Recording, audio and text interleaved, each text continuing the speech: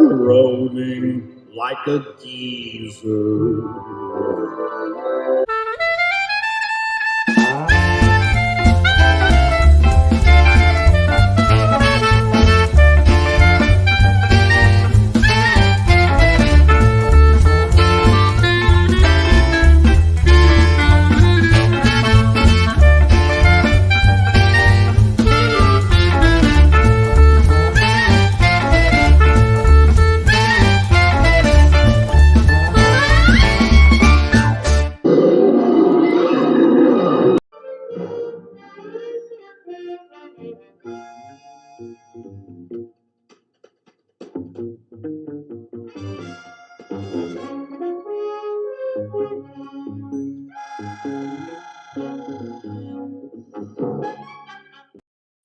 I just felt like watching a saloon girl get punched. So that's why I ran that. Hey, welcome everybody.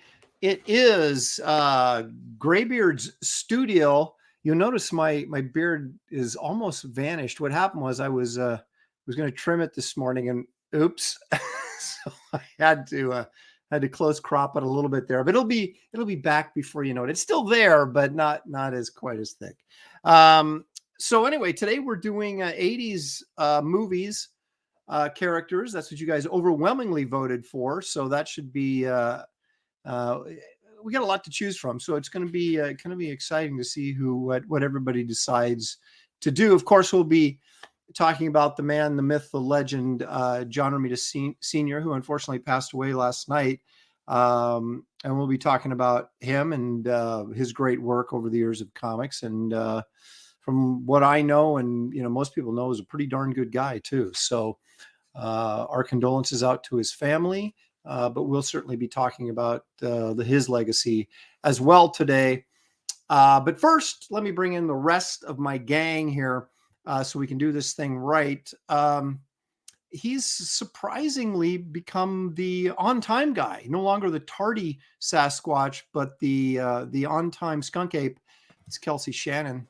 Ooh, oh, I'm first. Oh my God. The pressure. All you have to I was hoping to have a moment to wipe up because it's hot out here. Let me tell you, I'm just sweating here in the South. I'm dying, and I'm also black, by the way. I didn't know. Yeah, so I didn't know that either. So, but too much time in the sun, and it's affected you. So, let's bring in our other compadre here. Bass Reeves, artist and artist of many things, actually. But let's welcome David Williams. Oh, whoa. Check that out. If that's not an 80s pair of glasses, I don't know what is. No kidding. Oh, my God. Oh, my gosh. He just threw himself on the floor and he's going to be hurt. Wow. Wow. Look at that. It's like a Bugs Bunny cartoon. You hear like these cans get knocked over and James is not liking this.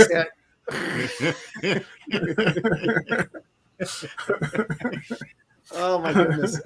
Let's bring in a guy who, is thankfully older than all of us, so we can all feel young. Tremendous inker in his own right. There he is. He's Gary Martin. Welcome, Gary. Yeah. Hey, is that his boy Elroy? Is that who that is? I was on a New York subway years ago, and this interesting dude was asking everyone in the subway, "What's George Jetson's name of his son?" And everybody's hiding behind their books because they don't want to, engage this guy. Except for me, the green kid from California. Of course. And I'm start singing the song. Okay, is George Jetson. And he sees me, daughter Judy, he sees me doing that. And I came to that part and I couldn't remember the rest of it. The strange irony is that you can't remember that you told us this story last week. Yeah, right. Exactly. So that is why I brought Elroy to. That's right. He came back. I wasn't gonna break the news to him that he don't. Elroy. Yeah, I wasn't gonna tell the whole story. I was reminding.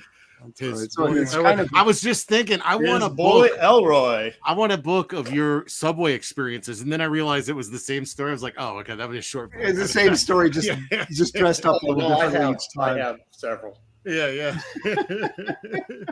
That could be a great underground comic, right? Just like Gary's life in the subway, and it's just like his Subway Adventures by Robert Crumb or something like that. Oh, you're not in the subway, on the subway. That's completely okay. Different. Okay. You're going to be in the subway. You guys will see I did wear my Romita Spider-Man shirt today. I don't normally promote the Evil Empire, but because in honor of John, I did wear it. And, so was he like Darth Vader? Like if he, he was with Marvel, or was that before the dark side took over? Oh, it was way before the dark side took over. That was just. Oh, okay. We'll leave it at that. That was back in business as usual, It was also the dark side, but that's right. It was hard back then, but at least it was. You usually didn't have people making decisions about your career based on your politics. It was based on your ability or your office politics. That's always important. And how little money you'll accept. That's right. Exactly. How hard you're willing to work for very little. But let me see who's in the chat here today. Leg Kick is joining us because Leg Kick is almost always here. Schism has joined us. He says he hopes everyone draws from Kroll. There's too much good stuff in the 80s for that to happen. Yeah, I guess so. Eric the Guapo says Harrison Ford plays the same character in every movie. Is that true? Possibly. But he plays Harrison Ford. That's right. And he does it well. I don't think in fact, you can say no one does it better. Well, yeah. So, Repairman Jack is saying, isn't Atari Force from the 80s? And then my reply to that is, well, isn't this from the 80s? So, I think that was from the 30s or something. Well, the 1880s, right? Yeah. Kevin Thomas. Let's see. Does Aaron's hair count as an 80s character? Holy smokes. What is going on here? That's right out of the gate, man. What the heck? Dale A is here. Sequential Treasures, of course, is joining us. Dan, the Pizza Man Genovese. Kevin Thomas. Ooh. Hashisuka Toshiro. Is that a... Is that an anime character? You'd never know. Character. Okay, yeah, it would not ringing a bell for me. Squibs, Brian Norton, TC, Christopher John, Caleb Reynolds, Dad's Den of Pop Culture, Art Vandelay, our favorite architect is here. Let's see here. Jimmy Owens has made it. Hey, Jimmy, good to see you. Robert the Bruce, all the way from back from the dead, is here to join us. Marcus Killigrew, of course, a fountain of pop culture knowledge. Prater 7, Mr. Chemo says, "Where's Lopez?" Today's just regular old Aaron. Lopez will show up at the different times though. Hendon Schnelly is here. Demonized. That's unfortunate. We'll try and exercised. Is here. Been looking forward to this since Kelsey's stream. He said so. Kelsey warmed everybody up today, I guess. Oh yeah. Harold Pridemore is here. Tarks 9 all the way from Canada. Brian Suddenly Old all the way from around here. Okay. No, he's in the same area I am. Let's see here. Ruby Jade 90 is here. How about that? Jimmy Owens $2.99. Thank you, Jimmy. That's very kind of you. Hey guys, hope Shelly's doing well, Aaron. Thank you very much. She is she's getting along fine. Thank you so much. Wow, look at this. Eric the Guapo says Gary is the oldest. He looks way younger than you, Aaron. You know what also looks way younger than me? Hey, speaking of an 80s movie character, he says it's not the years, it's the mileage, right? That's right. That's exactly right. You almost made me choke on my water. Oh. HR is here. You don't agree with that, David? It's funny. Bibilibob. Whew, that's tough. Bibbly Bob. Says, how do you say it? Bibbly Bob. Bibbly Bob, that's right. Darth Kelsey is speaking, he said. Fabrizio Aiello. Afternoon, gents. Thank you for joining us. Bill Wiest is here. How about this? Wow. NRG Comics for 25 smacks. Thank you so much for that. Nice. That ain't cheap, as they say. Gary, is it possible to order a print of the Maneskin piece that you showed off in an earlier episode? Finally able to attend a Graybeard's Studio Live. Well, thank you so much for joining us, Nice. NRG. What that 25 smackaroo should go to me, right? No, he gives it to me so then I can ask you. That's how it He's works. paying you $25 to ask me that question. That's right. Thank you, NRG. Yeah, why don't you hit me up on Instagram? No, Twitter, G Martin Inc. That's my Twitter account, G Martin Inc., and we can discuss it. There you go. Send him a message. Is this like a naked mannequin? What's a mannequin? That was the Italian band commission poster that I did. It showed off right. last week or 2 weeks ago. I can't remember. Yeah, that was. Oh, look at this. You Scared Jody says it's Aaron versus Graham Nolan show. No, it's not Aaron. It's the Graybeards versus Graham Nolan, and it's 4-1. So I think we're. We could stream snipe him, maybe. See what he's right. We should EFAP him. Yeah.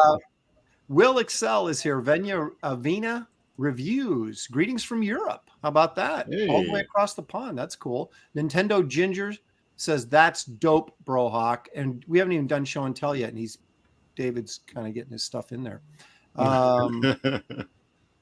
Dan's Den of Pop Culture says, with the illustrations of 11 from Stranger Things and Maneskin, or is it Mainskin? I think my daughter is becoming a fan of Gary. If he has a Taylor Swift in him, she'll be sold. Oh, yeah. Come on. You could do a Taylor Swift. Taylor Swift. Seriously. Yeah, there you go. Hey, you probably sell it just like that, man. Brian Norton says, let's see some Ghostbusters. Another 80s franchise right there.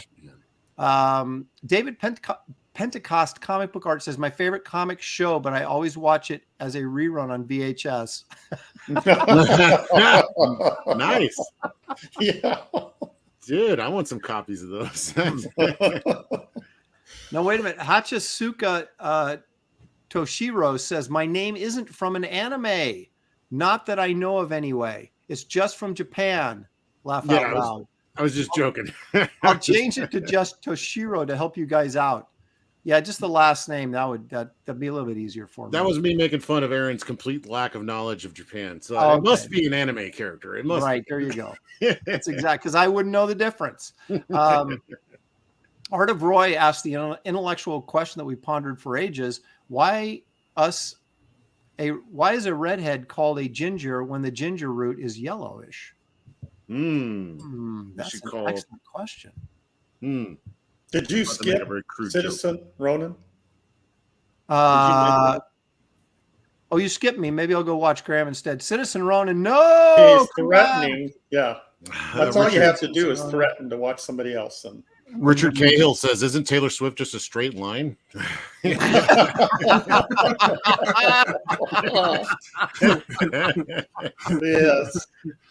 Easy. Oh, He's a Monster says, just sitting here looking at my beautiful David Williams, Kurt Russell piece. Rubbing it in. Yeah, he is. A little salt in the wound.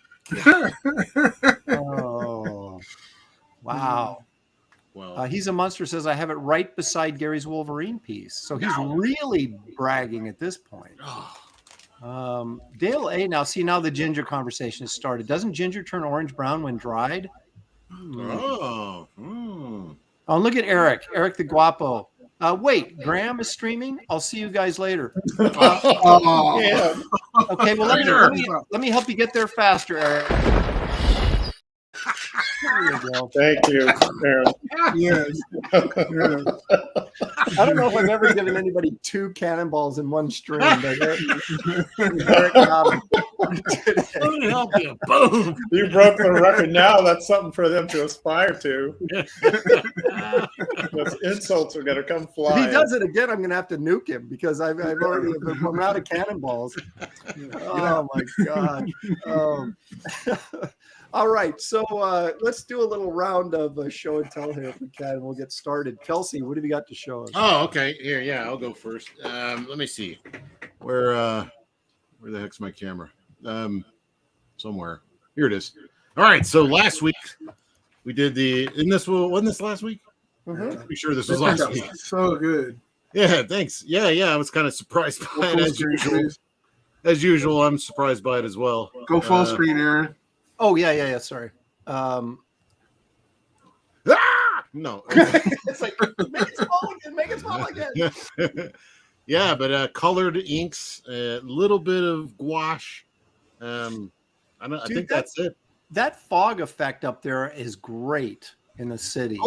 Okay, that is a pastel. I was telling David, I think I got a way to do like airbrush kind of thing without doing airbrush, and I took chalk pastels.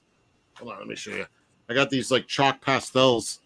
Oh, the name brand too. Are they? That's unlike you. I thought that was Winsor Pastels? Newton. What is it? Oh, Master Pastels. No, okay. they're that's nice little logo, but we all know the truth. Kelsey, you fell for the advertising. Exactly. Hey, it works. I just wanted to see if it worked. It probably doesn't work as good as like nice stuff, but I would scrape a little, take my knife and scrape a little bit around where I wanted to do it, like right around the edge here. And then I just took my finger and just kind of, smudged it out and then blew off the excess. And then I did it with the red and then like a darker purple and just kind of tried to blend it in. And then I had it going over this, which was creating like a kind of a fade here. And I'm like, well, no, this is way far in the foreground. It shouldn't be doing that. So I took my brush with a little bit of water and just wetted over that ink. And the ink will stay, but it totally got rid of the dust of the pastel. So it's just ended up being a really cool technique. But as you can see right here, it's real easy to smear it off to the edge. So but you're ruining those perfectly even lines you taped off. Yeah, exactly. Could you put a fixative over it? Well, yeah, I found for sure I could do a fixative over this, but we were talking about not using fixative over gouache at one point because it dulls it out a bit. Yeah. And I found that there is a wax. There's a wax that you get that you put it on a little pad. Oh, look, you could see the color came up. You just smear the wax over it and it seals it completely. It's freaking amazing. I'll have to share that if anybody's interested in more gouache stuff. Does it create a gloss? Okay. No, it's matte and it's clear and but it does make the colors a little more rich. Mm-hmm. So like these blues will be just a little more dark, a little more blue. So you do have to kind of be careful not to get it too dark, but it was great. Now, Ronan says it needs more bricks. Of course, he's referring to your stream earlier today where you were ripping on poor little Shane Davis. And I lost that one too. I was like, look at how big this brick is. And then I drew it and then drew the brick down here and it didn't end up on camera, but I moved the drawing of this brick over and it was the exact same size. So my trying to rip on Shane didn't really work out, but still. Biblia Bob says beeswax. It probably is a beeswax, the stuff that you get, but and then I did your beeswax. Yeah. And then I did this Jennifer Connelly piece just on a whim the other day. Back in her busty days. Yeah, she's still fine. I don't care. Yeah, she is. Yeah, but this was just gouache. I was looking at that guy Sokol or whatever. He's a Playboy cartoonist. Yeah. And I love just the fastness of everything. So I just drew this really quick and then did it really fast. And then I was like, I love this. I want to do more of this. And I tried another one. Didn't work out at all. So I'm like, so, I don't know. We'll see. We'll see what happens. That's the holy grail of comic book artists is learn how to do stuff fast. I know. Yeah, well, just because I love the spontaneity of it. And even this, I wish I'd spent a little more time on the background. Because I don't think so. I don't think so. I think it's soft and it really helps accentuate that foggy look you got going back there. Okay. All right. What do I know? Yeah, exactly. Just I keep telling people What does Kelsey know? Yeah, I don't know. I'm just making this Are up they ever as I going go. to? Are they going to listen to us or not? All right. Well, those are awesome. But let's take a look and see what David has brought along with him today in his lunchbox. Oh man, he's preparing for hotness. The Batman and Catwoman is inspired by Pete Hawley. That advertisement art. I think I showed some of that last week, and I'm just overtly taking some of his stuff and just trying to update it and make it modern and contemporary in some kind of weird ways, you know. And I thought this was perfect for Catwoman and Batman and stuff. It is. It looks great. Oh, thanks. Yeah, I really like that.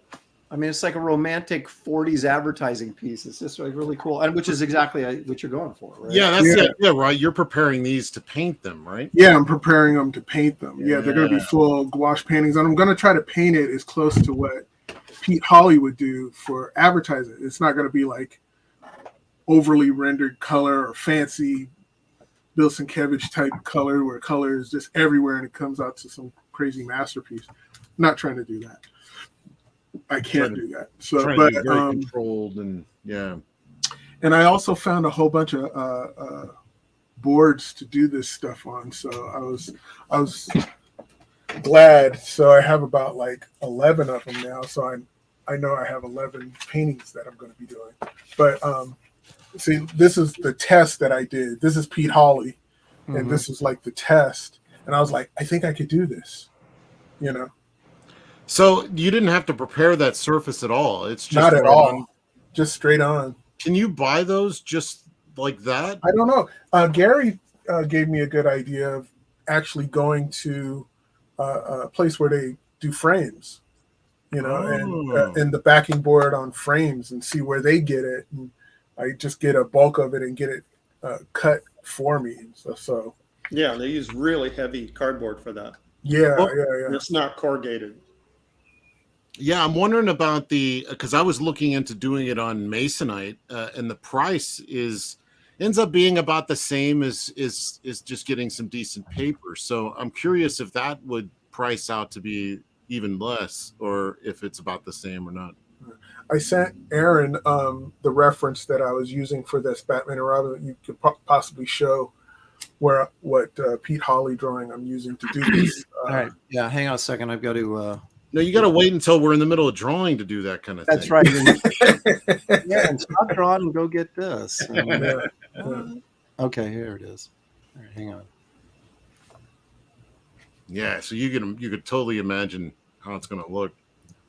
And I think I'm going to crop this and then go in a little bit tighter on this. You know what I mean? Kind of like to keep it a little bit bigger, like what Pete Hawley did. See, look at how awesome that is. Yeah. So you got a bit of a challenge because you have to basically mimic what he did with his values, but do it in different colors because you got the suits to deal with. Yes, exactly. I want a pair of yellow swim trunks like that. Yeah. I want her bathing suit on her. Yeah, well, right, exactly. You're not going to wear it. You want her to wear it. Yeah. Kelsey wants to wear her. I'm like, oh no. Oh yeah. Hello. Oh my goodness. So the other piece that I'm working on is a commission, and this person wanted the Fantastic Force. So it's Spider-Man, Hulk, Wolverine, and Ghost Rider. It's great composition, man. Oh, thanks. And so I'm going to knock that out. It's just going to be pen and ink. So you're not going to paint that one? No. People are begging me not to wear the yellow swim trunks. He's got a couple more cannonballs. Watch out. You scared Jody says Kelsey's going to end up painting on cardboard boxes with toothbrushes and using ink made from sewer water. And he would still win. I'm not far away from that already. You're right there, man. You're right there. Just start your own line of like art supplies, budget art supplies with Kelsey.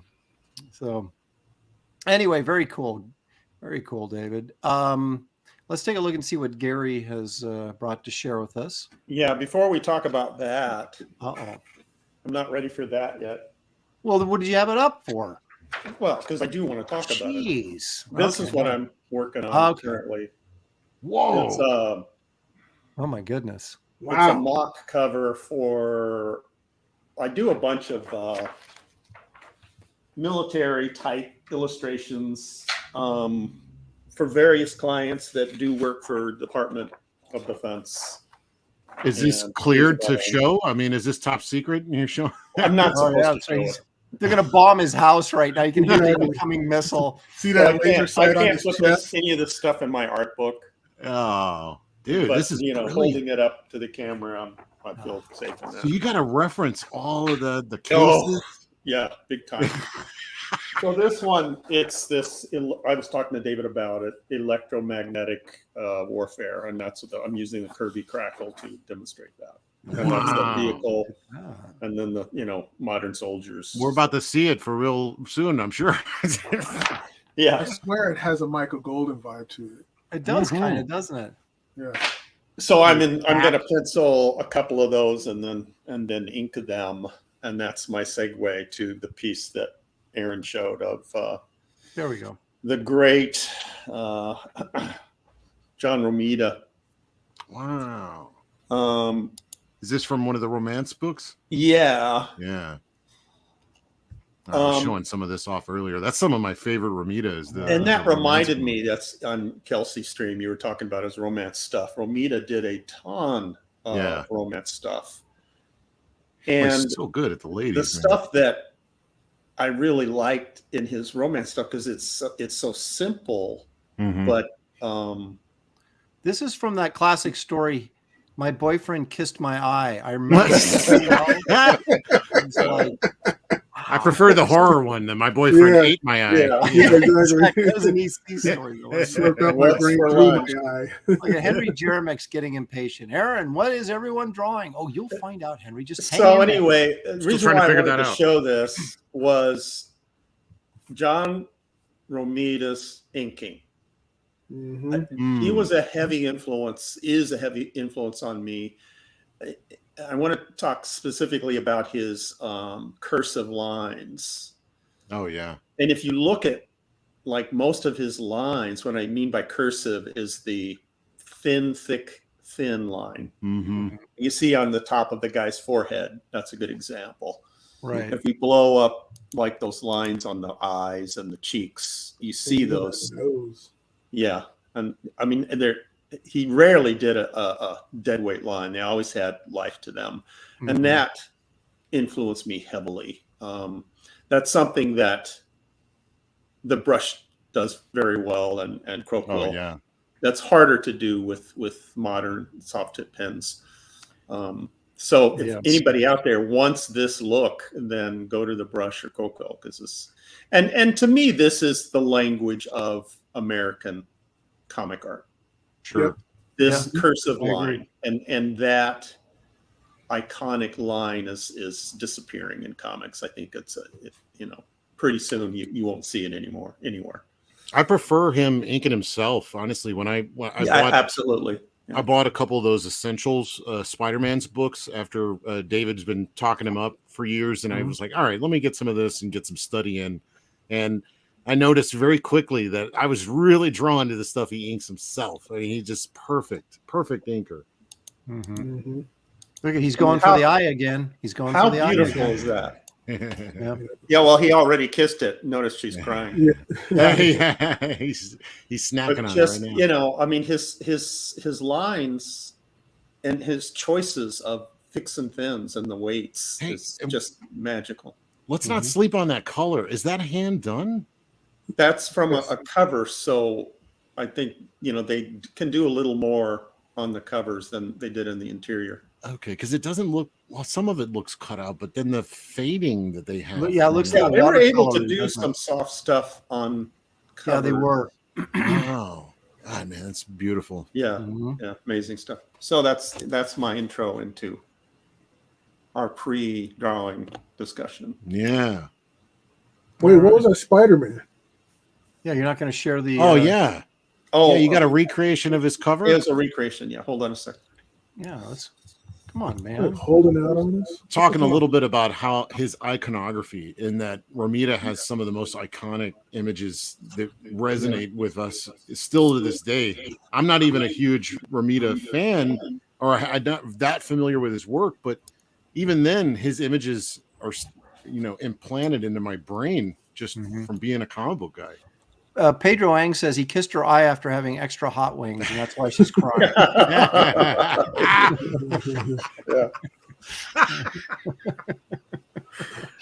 Look There at we that. go. Gary, So this is that webbing up there too, didn't you? Yeah, this is a recreation madman. that I did a couple of years ago, and again, trying to mimic Romita's line work, his cursive lines, and so this was a lot of fun for me. Yeah, that's great. What a great So cover. Great. iconic. And then the razor blade technique on the shadow of Peter at the bottom. Oh, wow. Scratch it up. Yeah. Yeah. Nice. Yeah, too Romita afraid to did do that. a lot. He did that a lot. I'm amazed that you're so timid about certain things, but you would drag a razor blade across You're your right. no problem. Well, I would never do that on my stuff. But Oh, okay. to recreate, somebody that does it, That Yeah. scares the hell out of me. The first time that ever happened to me on some art, Joe Rubenstein did it, and I got the originals back. I was like, "What the hell are you doing?" yeah. I didn't understand it. Oh, no, it Gary, really, you really did tears the up razor the blade. paper. Yeah. You did the razor blade thing on that Lord Pumpkin Zero cover, on the edges of the spotlight coming down, and Lord Pumpkin was sitting on the Yes.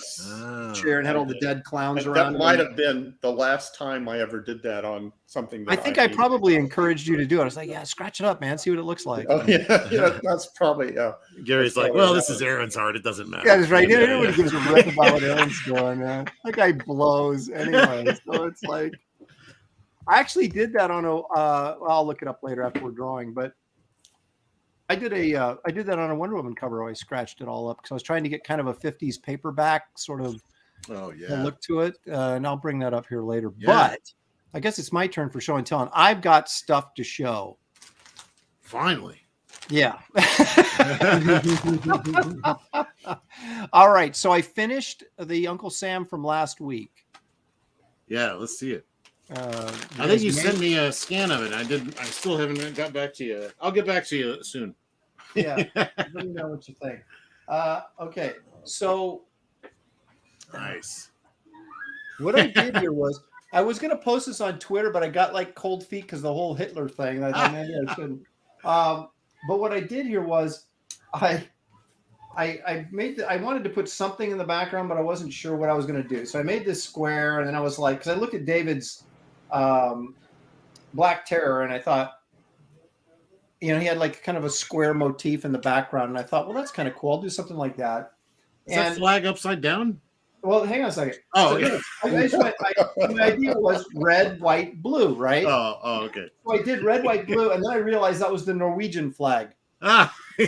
So, it's like the flag of Norway or something like that. And I was like, holy crap. So then I put the stars in here to kind of,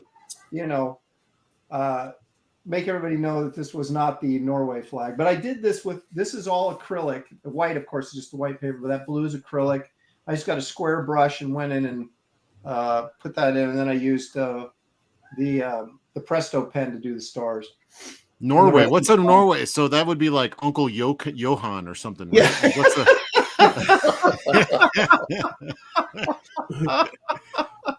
the doing his part? The stars coming out of Adolf's head should have been swastikas. So he was. That's right. Oh my gosh, that would have been Nazi out of him. Oh, that would have been good. So you have like 9 stars on that flag, and that's what Hitler was saying. He was saying 9, 9. Yeah. Well, was it Nintendo Ginger says need to work on your stars and laughs at me. Hey, it's just a sketch, man. It's just a sketch. I love the way you did the I'm looking right at the bottom part of his tunic or his jacket. The way you have like a couple wrinkles, three little lines of color. Mm-hmm. And I love the way, I don't know how you're doing it or whatever, but you have this way of having like a hard line and a soft line in one brush stroke. Yeah. And I see that. I'm always amazed by that. There's something going on with your technique.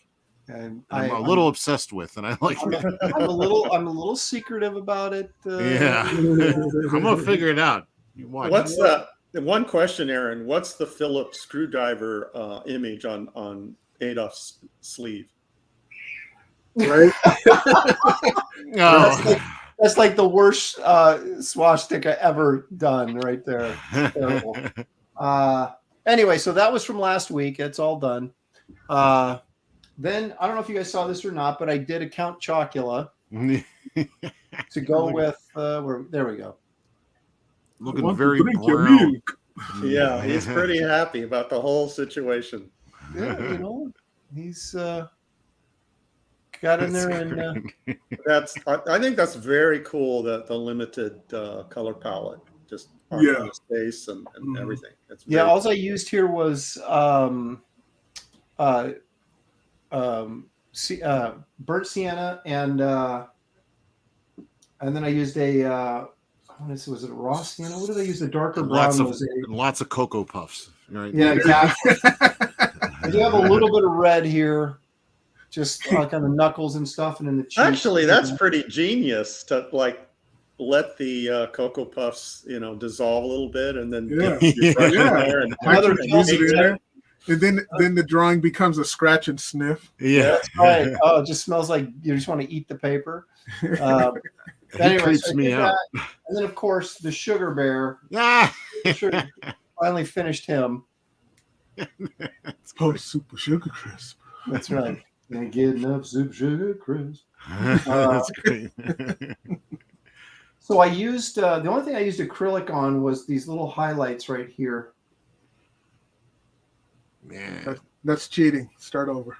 Yeah. No. Now, what's interesting, this yellow ochre here is an interesting color because it's very gouache-like because it's not really Covers. transparent, and just by the nature of it, being yellow ochre. So I laid that over the top here to kind of give a highlight. I mean, you can see through it a little bit, but it's kind of opaque-ish. He's having honey and mushrooms. He is. I was gonna ask you, Aaron, what's the storytelling on this? Why only one bee? Well, because I thought if I Other drew than you deciding you don't want to do, He's Well, looking no, at that he's bee not- like, do something. You there's know? hang on a got to be a second. story other than you don't.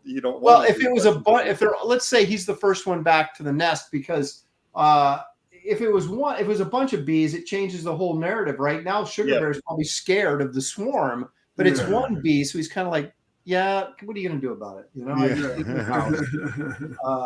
Okay, I'll accept that. That's kind of the thought process behind that. There. So anyway, those are my show and tell things, and you can see all my all the sketch drawings I'm doing on this piece of butcher paper. Art Vandelay says, "What's the surprise in the cereal box? Diabetes." Yeah. Surprise. Here's your Dr. Bell surprise. Oh my goodness. Okay, so as I previously said, we're doing 80s movies as chosen by you guys. David set up the categories this week, and you guys picked 80s movies because you're all a bunch of 80s kids, which I figured you would probably do.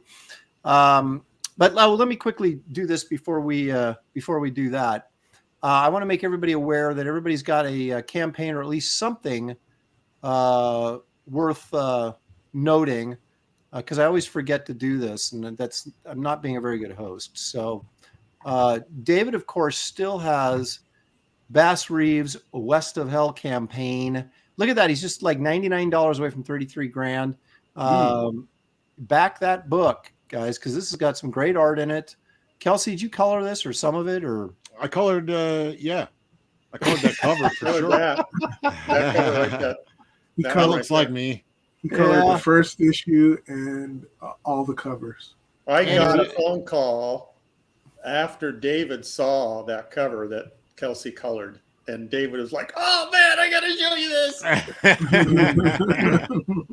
it's very nice. You got Andrew Robinson painted hardcover. And then I think there's actually like Kelsey books. If you go down here Yeah. far enough, there's like the Norwegian Saga or something. What's it called? With Uncle Fastened or what? Fastened? Yeah. No, You no, can get it. you can still get Fastened. Norris Saga. Yeah, you still get Norris Saga in case you missed it. You can get a twofer. Get both books. There you go. That's the crossover where Bass makes an appearance. That's right. Mhm. But see, there's all sorts of good, fun stuff in here. So make sure you guys back that. You'll find the link in the description of this video, of course. Then there is, oh, hang on a second here. It's like there's so many buttons to push. Why can't these? There we go. That's Brush with Destiny, the ink art of Gary Martin, and he's got early sign up for this right now. So what you do is you sign up, put your email in there, and that way Gary can get in touch with you before the campaign launches. So you'll be knowing when it's going to go and when to get in there and order. Not only that, everybody in the chat, please share it with your friends. Yes, on all these campaigns, please help us to help you deliver excellent comics. For Yes, your the reading sooner the mailing list gets full, the sooner I can launch the campaign. That's right. He's waiting on you guys to fill this up with your email addresses. So if you haven't done that yet, please do. Because the artwork is 99% done. There's just a couple pieces that I want to add to it. So it won't be like, graphic novel waiting time, none of that kind of stuff. It'll come out pretty soon after the campaign starts. Excellent. And you will find, of course, the link in the description of this video. And then finally, we're still waiting, of course, for Kelsey to put something out, but it's coming. It's coming. But I do have a link for Kelsey's YouTube channel that you want to go there and watch him draw and make fun of Shane Davis in the mornings. Attempt to make fun of Shane. Then, of course, there's my Wraith of God Blood Hunters. That is still viable to back, and I'm almost done. So this should be going to the printers in August sometime. So you guys get in there and back. It'll disappear before you know it. And you'll go, why didn't I get it? So you're going to say it like that too. Just like that. Tears running down your face. Play the trailer. I can't. I have not. Something has switched in StreamYard, and I haven't figured out why when I play these trailers or something, you can't hear the sound. So it would be like what do the sound effects over here? Yeah. Well, there's a little button where you share sound. Hold on. I know, like, I hit it, and it doesn't do anything. I'm the Wraith of God, and I want you to go by Bass Reeves, West of Hell. It is the best comic in years. Bass Reeves, West of Hell. Get it or face my wrath. Good commercial. Yeah. Well, this campaign actually has 4 stories in it. Not just one, but 4. 4 freaking stories, people. Come on. I like your Garbage Man Returns. Yeah. I just automatically assume that he's going to show up every week to take away my cans. Taking out the trash one more time.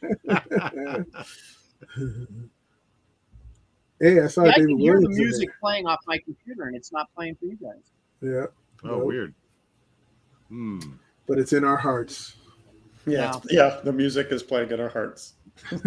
Anyway, the interesting thing about this campaign, if I may just continue to plug it, you get like a bunch of free trading cards. There's Kit Carter, and there's also a Kit Carter story, 15 pages of Kit Carter in here. You get a Dan Lawless trading card free, comes with every order. This is Adam Miller, who won the art contest. He'll be a pinup in the book. Man, it's so good. You could get a Bisley cover, you can get a me cover, you can get the Tales of Suspense me cover, or you can get the Tomb of Dracula tribute by me. And so a lot of me involved in this. In your own book? Jeez. Yeah, I know.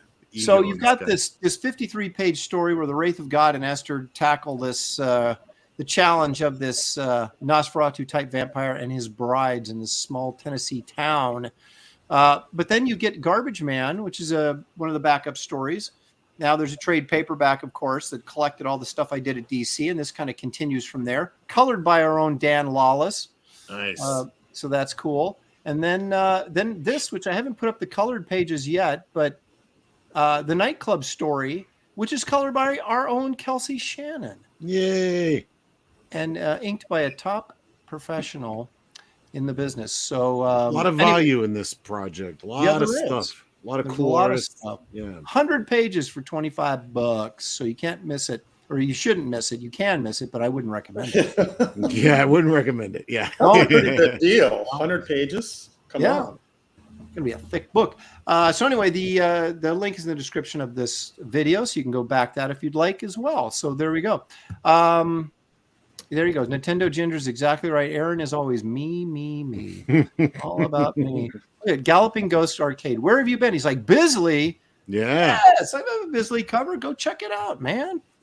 Dude, And I would actually. Canary has a good title for you. Is this the right one? Do any of you fellas sleeping? Oh, that's not it. Dave Olbrich says, I would not recommend missing it. Thank you. And I will say, a little plug for Dave. He's got a YouTube channel called Geek View Tavern. That's they do a lot of little fun commentary on pop culture. So you want to check that out if you have not. Geek View is Dave. Yeah, Dave Olbrich. Yeah, I did not know that. So, hey, Dave, it's been a while. Whoa, Sequential Treasures is wondering if Gary will have any of his work with Chuck Austin in that book. Inquiring minds want to know. You worked with Chuck Austin? Yeah, I inked Phantom Lady series.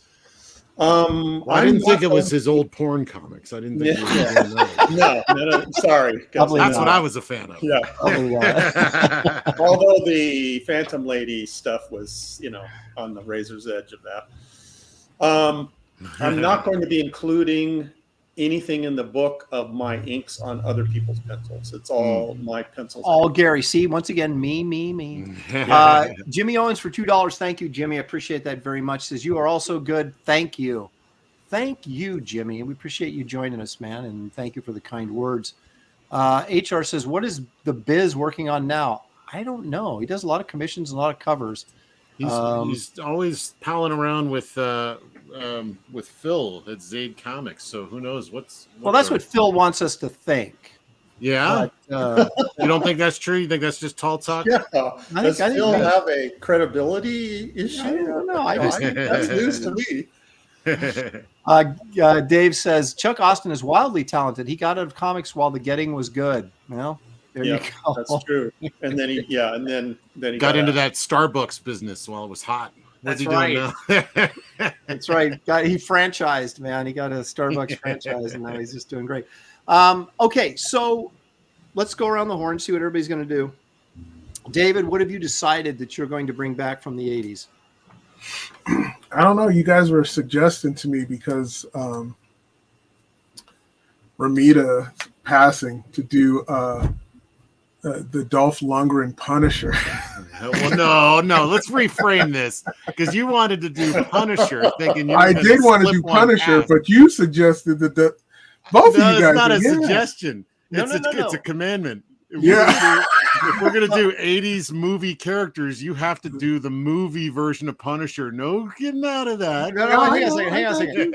In fairness, what we're gonna do next week, you guys, is we're gonna do I think we're going to do a tribute show to like doing Romita characters next week, right? Is that what we agreed upon, or is that still up? Yes.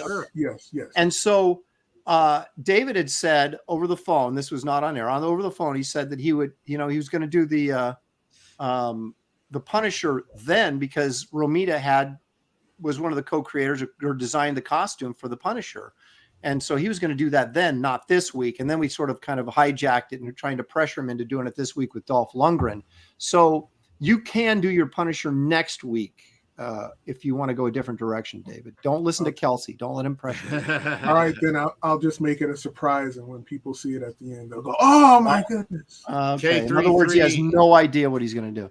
Okay. 33 in scene says Big Trouble in Little China. Yeah, I need my chance at another piece. So yeah, you're more than welcome to do another one of those. I'm tempted to do Snake Plissken, but now Kelsey, what are you going to do?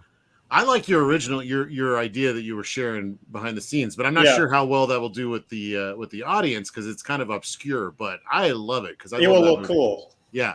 Well, But anyway, yeah. Well, I was thinking, I'm seeing a lot of great ideas. I mean, the Ghostbusters really got me. I was like, I don't know, man. I'm second guessing, but I got to go with one of my all-time favorite cheesy 80s action flicks is Commando. And so I want to do a giant buff Schwarzenegger shooting his gun, maybe carrying a log at the same time. You know, like just man it up as manly as I can man it, you know. Carry a log. That's awesome. All right, now I struggled with this because I was thinking, well, I could do Indiana Jones, right? But I've already done some Harrison Ford Indiana Jones portraits before.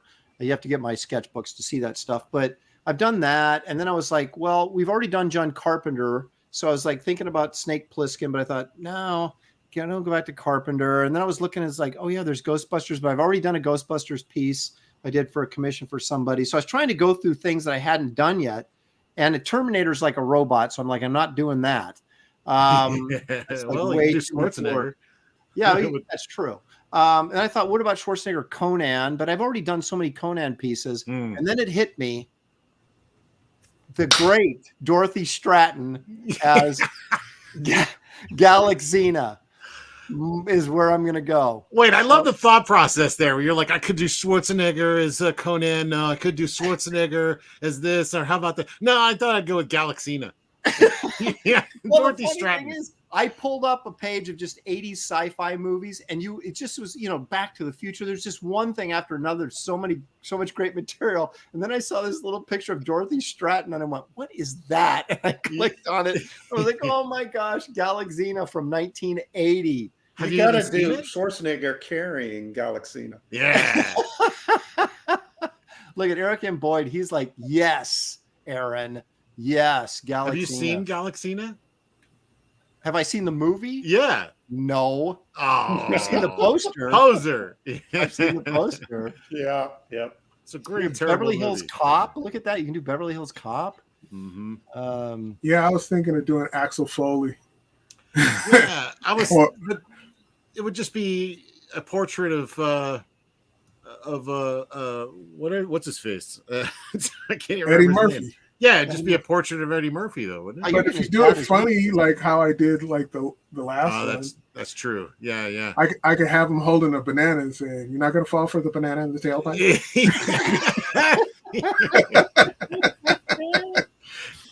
Or Ferris Bueller or something like that. I don't know. All right, we better get going, gentlemen, because it's almost 2:00. So that right. means we're only going to have an hour and a half this time instead of 2 hours. Uh-oh. So hey, wait! I had next week. We've been Are we going to talk about Romita at all, or are we going to save that till next week? Well, we could talk while we're drawing. Yeah, you got plenty to talk about. But I'm gonna go fix a drink real quick. I'll be back. Yeah. I had a whole bunch of pictures that I sent you.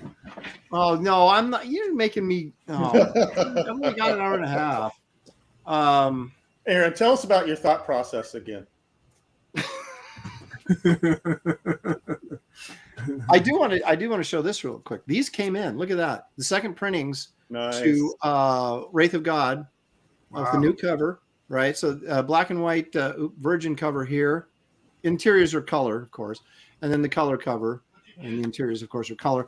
And so those are. I got my mom, my 91-year-old mother, bagging and boarding. So the Dale Keown werewolf prints.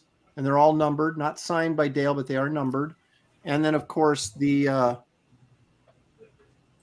there it is, the Eon Chance trading card with information on the back. So this is all part of that campaign. Plus, there was extra leftovers from the original campaign that also can be going out as well. Why did my screen just get dark? Interesting. So you guys ready? Draw. Yeah, ready, draw. Kelsey left. I know. He just dipped out. He said he has to go get some alcohol. That's right. He's going to get some vodka. It's noon someplace in the world. Yeah. All right. I'm going to switch so this we over. burned 30 minutes. Well, I don't say we burned it. It was topical conversation. Yeah, we used crafted Yes. our interesting and thought-provoking topics for Yes. That's half an exact. Now we're talking. So I was telling David this on the phone earlier this morning, but I watched last night. I watched this movie called The Player with Tim Robbins. Have you seen this, Gary? That sounds familiar. It's a That means no. yeah. Was he a gambler? No, he was a studio exec, a movie producer, Oh, okay, yes. and he accidentally kills or murder. I guess he murdered. I mean, he was in a fight with him. I don't think he intended to kill him, but he did.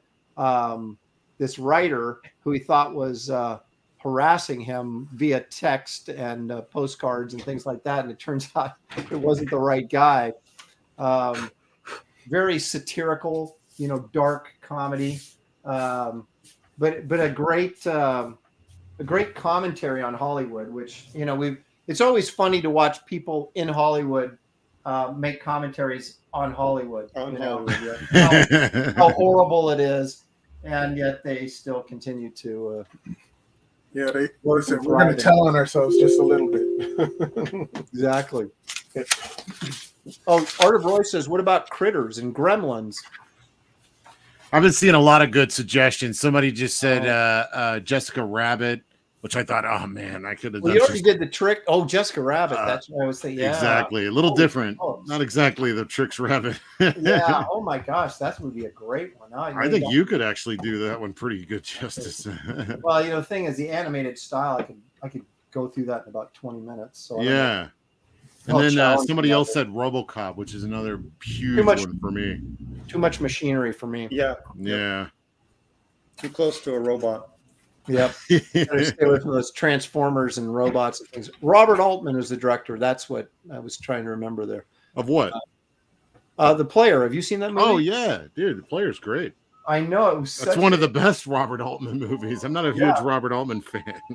Well, it was such a dark comedy. Speaking of dark, my whole table looks dark. What is going on? It does. I got lights, just like movie lights, just burning into this thing, and it's like movie lights.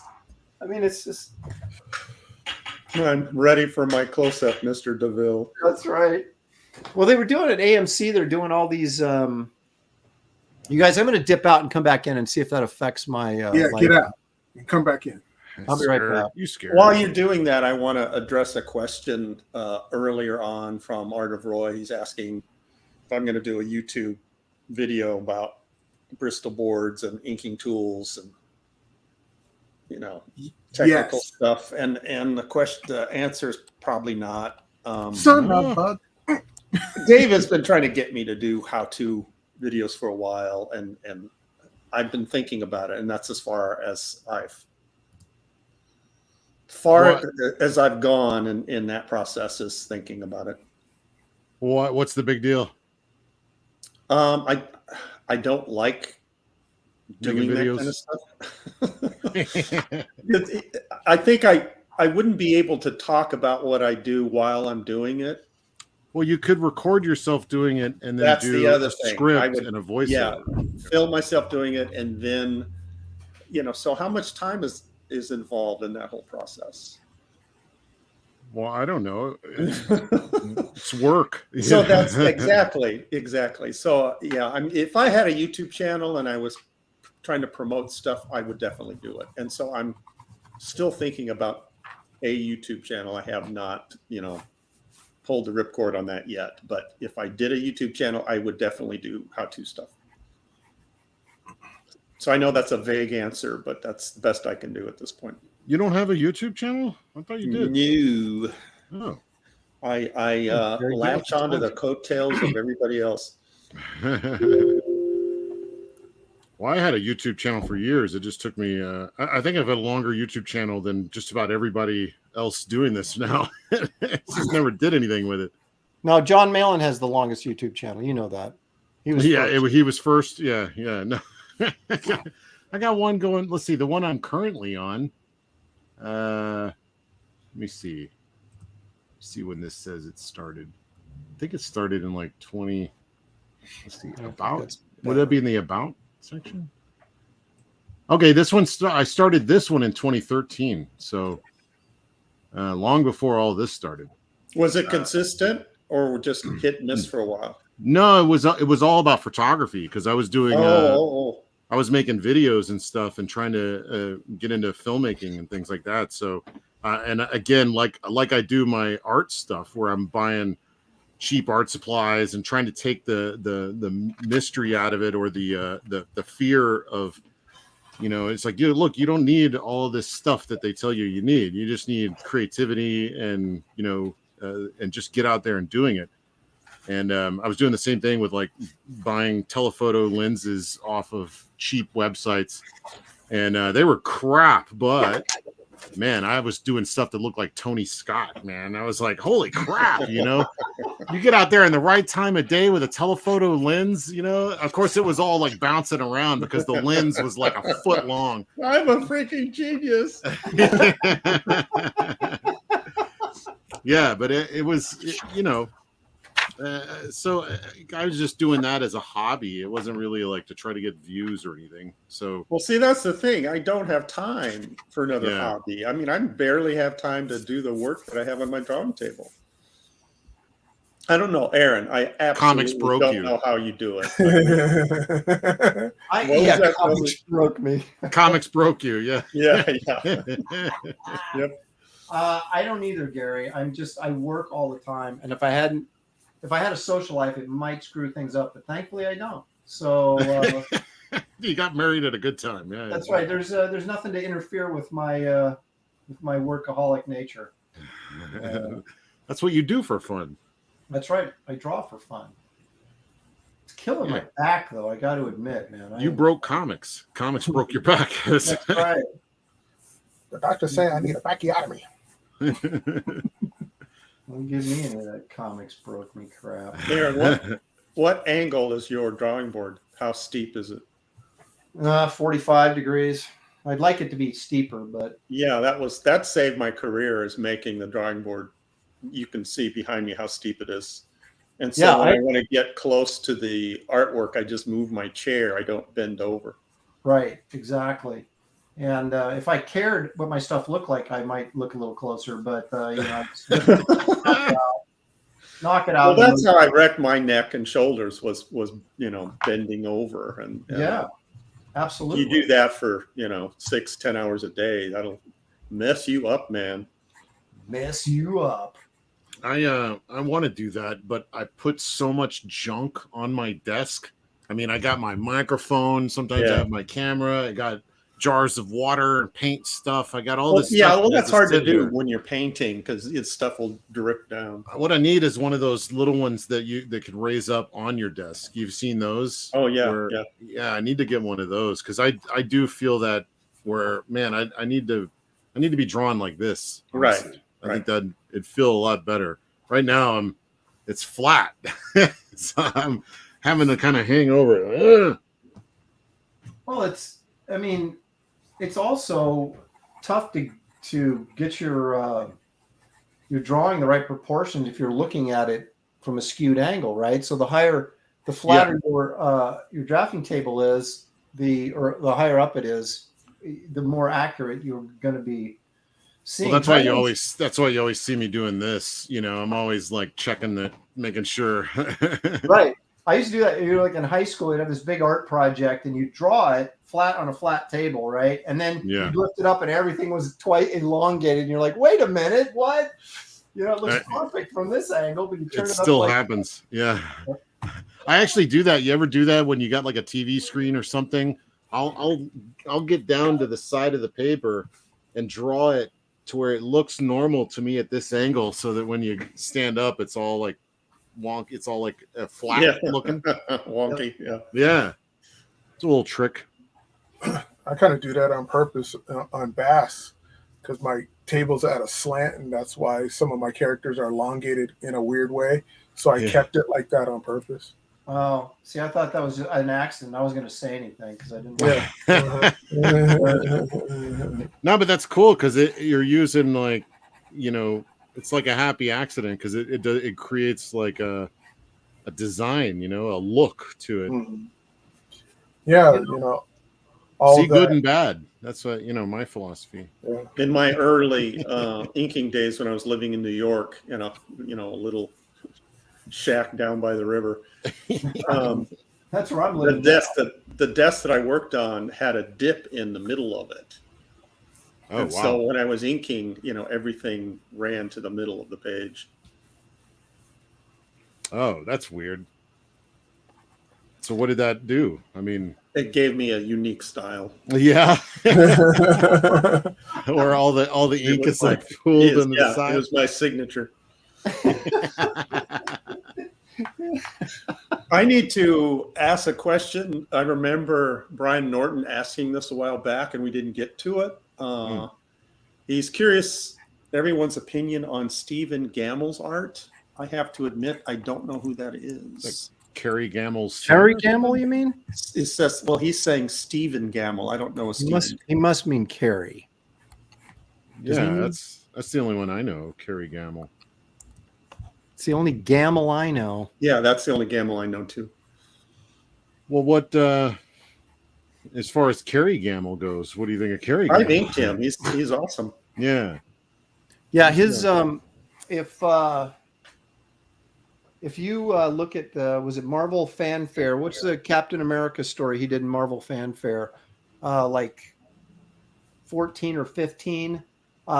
It's Captain America versus the Yellow Claw, and I think Dennis Janke inked him. Oh. Holy smokes, that's by far and away his best work. I actually like Dennis Janke on Mike Zeck, actually, of all people. I don't know why. It gave it kind of like a raw quality to it. Yeah, I liked his inking as well. I mean, he had a very distinct style. Yeah, it kind of reminds me of like how, with that pen that David uses, that flat edge pen, it almost has like kind of like he inked it with razors or something. It has like a sharpness to it. Yeah, or a scratchy kind of. Yeah. If I'm thinking of the right guy. Yeah, are we talking about I think he inked. Brian? Are we talking about the right? Yeah, I don't know. We're not even we're talking about Gamble. Now we've gotten off to it. Are we? Is that the right Gamble, Brian? That you're referring to? No, absolutely. He illustrated scary stories to read in the dark. We may not be talking about. Oh, okay. He's saying, sorry, not Terry. Stephen, he did creepy art for scary stories to tell in the dark, and that still haunt me. I've never heard of him. Well, okay, he wants Aaron to Google him. I'm telling you, comic box, and we're still talking about Kerry Gamble. Okay, Marvel Fanfare 31. Yes. Look at that! Look at that Yellow Claw, man. Oh yeah. Who is that? That looks like it's inked by an image guy. That doesn't look. It's janky. Really? Wow. That's very You cool. were saying, Gary? No. Yeah. Never mind. He was trying to diss. He has really. Well, that's Janke. Yeah, Janke did a bunch of work for DC, and that's how I knew his stuff. Yeah, so get these two, man. If you want to check out some Kerry Gamble stuff, 31 and 32 of Marvel Fanfare. There you go. Yeah, you guys the distract Gamble that he did not mean, we like. Yeah, that's right. The other one I haven't heard of. I'm sorry. I could be very good, but I'm not familiar with him. I put him in kind of the Kerry Gamble, at least, in kind of like the Herb Trimpe territory. Am I off to say that? I like Gamble. I think Gamble's way better than Trimpe. But Yeah, I agree. Yeah. Some people are big Trimpe fans. Like Dale, swears by Trimpe, but I'm not. I don't mind Trimpe, but he's, Dale likes Trimpe? Awesome, man. No, you don't hear many Trimpe fans. I like hearing that. Yeah, because of his work on the Hulk.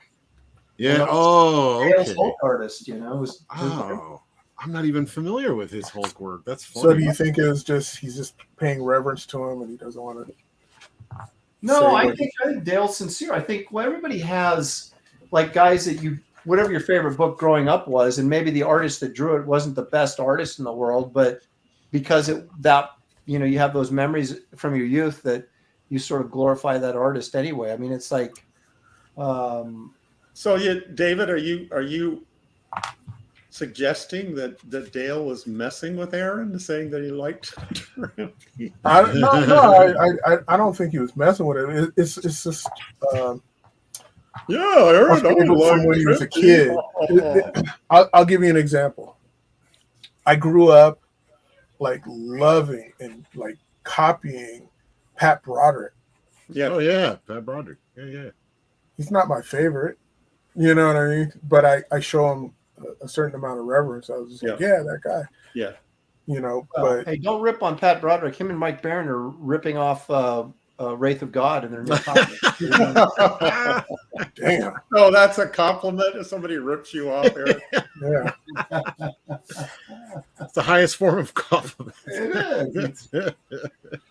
I'm just saying, cowboy fighting werewolves. That's all I'm saying. Yeah. Christina in the chat is asking a good question. Could you guys go around again and name the characters you're drawing?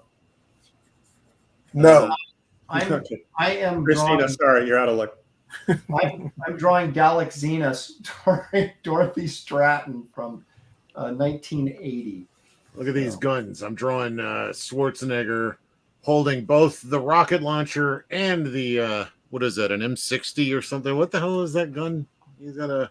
No, I'm not an army guy, man. I don't Gary knows all about military. I don't know what you're drawing. I can't see it. You work for the military. X5 Model 7. David is drawing. They added the laser sight. David is drawing Indiana Jones looking at the cobra when he fell into the pit. Or the yeah. What was the? Yeah, sure is. Look at that. You got to draw his reflection on the glass. Yeah, right. People say that, and I've watched that movie 100 times, and I still can't find How it. could you not see it? It's subtle. It's subtle. Didn't they retouch that? So you maybe the new version you don't see the reflection. They may have, because I cannot find it whenever it comes, and it comes on a lot. That's that's a modern disc. You don't see it. That's the thing that they wouldn't. They'll take the guns out of the FBI hands, but they won't retouch the reflection on the glass. Right? You remember? You know what I'm talking about? Yeah. I mean, Spielberg was actually saying that he regretted doing that now, and it's kind of should. Duh. Here's this guy that sits there and they fight for the preservation of film, and then they does something dumb like that because he's being woke or whatever he's doing. I don't know. Well, that was a whole different kind of woke back then. That was like that was a different kind of moral panic. We're always fighting these moral panics. You know, whoever side is doing it. It's like, leave everybody alone. Protect your own damn child, and leave everybody else alone. Because I want my rap music to have tons of N-words and lots of F words. I don't need you to tell me what I can listen to. I want it raw. Remember when America was innocent and there was a moral panic about kids going to a dance? Oh, wow. What? And then they made a movie called Footloose. Yeah. That was 80s too. Yeah. See how our culture shifts. Okay, let's not talk about that stuff. Well, let's talk about this. Did you guys see Mutiny on the Bounty with, speaking of the 80s, with Mel Gibson? And love that movie. Yeah, so did I. In fact, I like that filmmaker, actually. He's really good. It seems to me I went and saw Footloose, and then I went and saw that the next week, or it was vice versa. So when we said Footloose, it automatically made me think of Mutiny on the Bounty, which is very weird, but that's exactly what happened. I love the Vangelis soundtrack of that is really good. They did the Mutiny on the Bounty is Vangelis, the guy. Isn't that how you say his name? Yeah, Vangelis. Vangelis. Okay, yeah. Good movie. Anthony Hopkins. Sir Anthony Hopkins is he was really good in that film. And that was the first movie, I think, that Liam Neeson was ever in. Really? Oh, either that or Kroll. One of those two is like the first Liam Neeson movie. Kroll. Yeah, he's in that too, I think. But yeah, he's just like and it was funny is because he's to me, he's like a tall guy, but he's skinny. He's not huge, but in the Bounty, and he looks so oppressive. He looks giant. Yeah, he plays this, complete punk. Mm-hmm. Yeah. Yeah, he looked big in Crawl also. Like, I mean, well, he is like 6'4" or something. I mean, yeah, he's a big dude. Yeah, yeah, but he must have weighed more. He must have still had his baby fat on or something because he looked big. I don't know the way to put it. And then when he's older, he still looks like a tall guy, but he's skinny. I don't know. It's like a different kind of thing going on. Yeah, there could have been the actors he was playing with. They're all, midgets. I think it's the lenses too. Like they used to use, like when you watch a John McTiernan movie, everything looks gigantic. I don't know what it is. It looks cinematic. When it just has this look of cinematic. It looks huge. It looks right. And like everything, I don't know. Everything looks small by comparison today. I don't know if it's because of all the digital lenses or whatnot. But it's like, I don't know. I feel like maybe it's the subject. I don't know. It feels small today. Aaron, Kelsey's like you. When he starts talking about films, he stops drawing. Yeah. Oh, no. Don't bring up my poker face. Come on, my tell. That's my poker tell.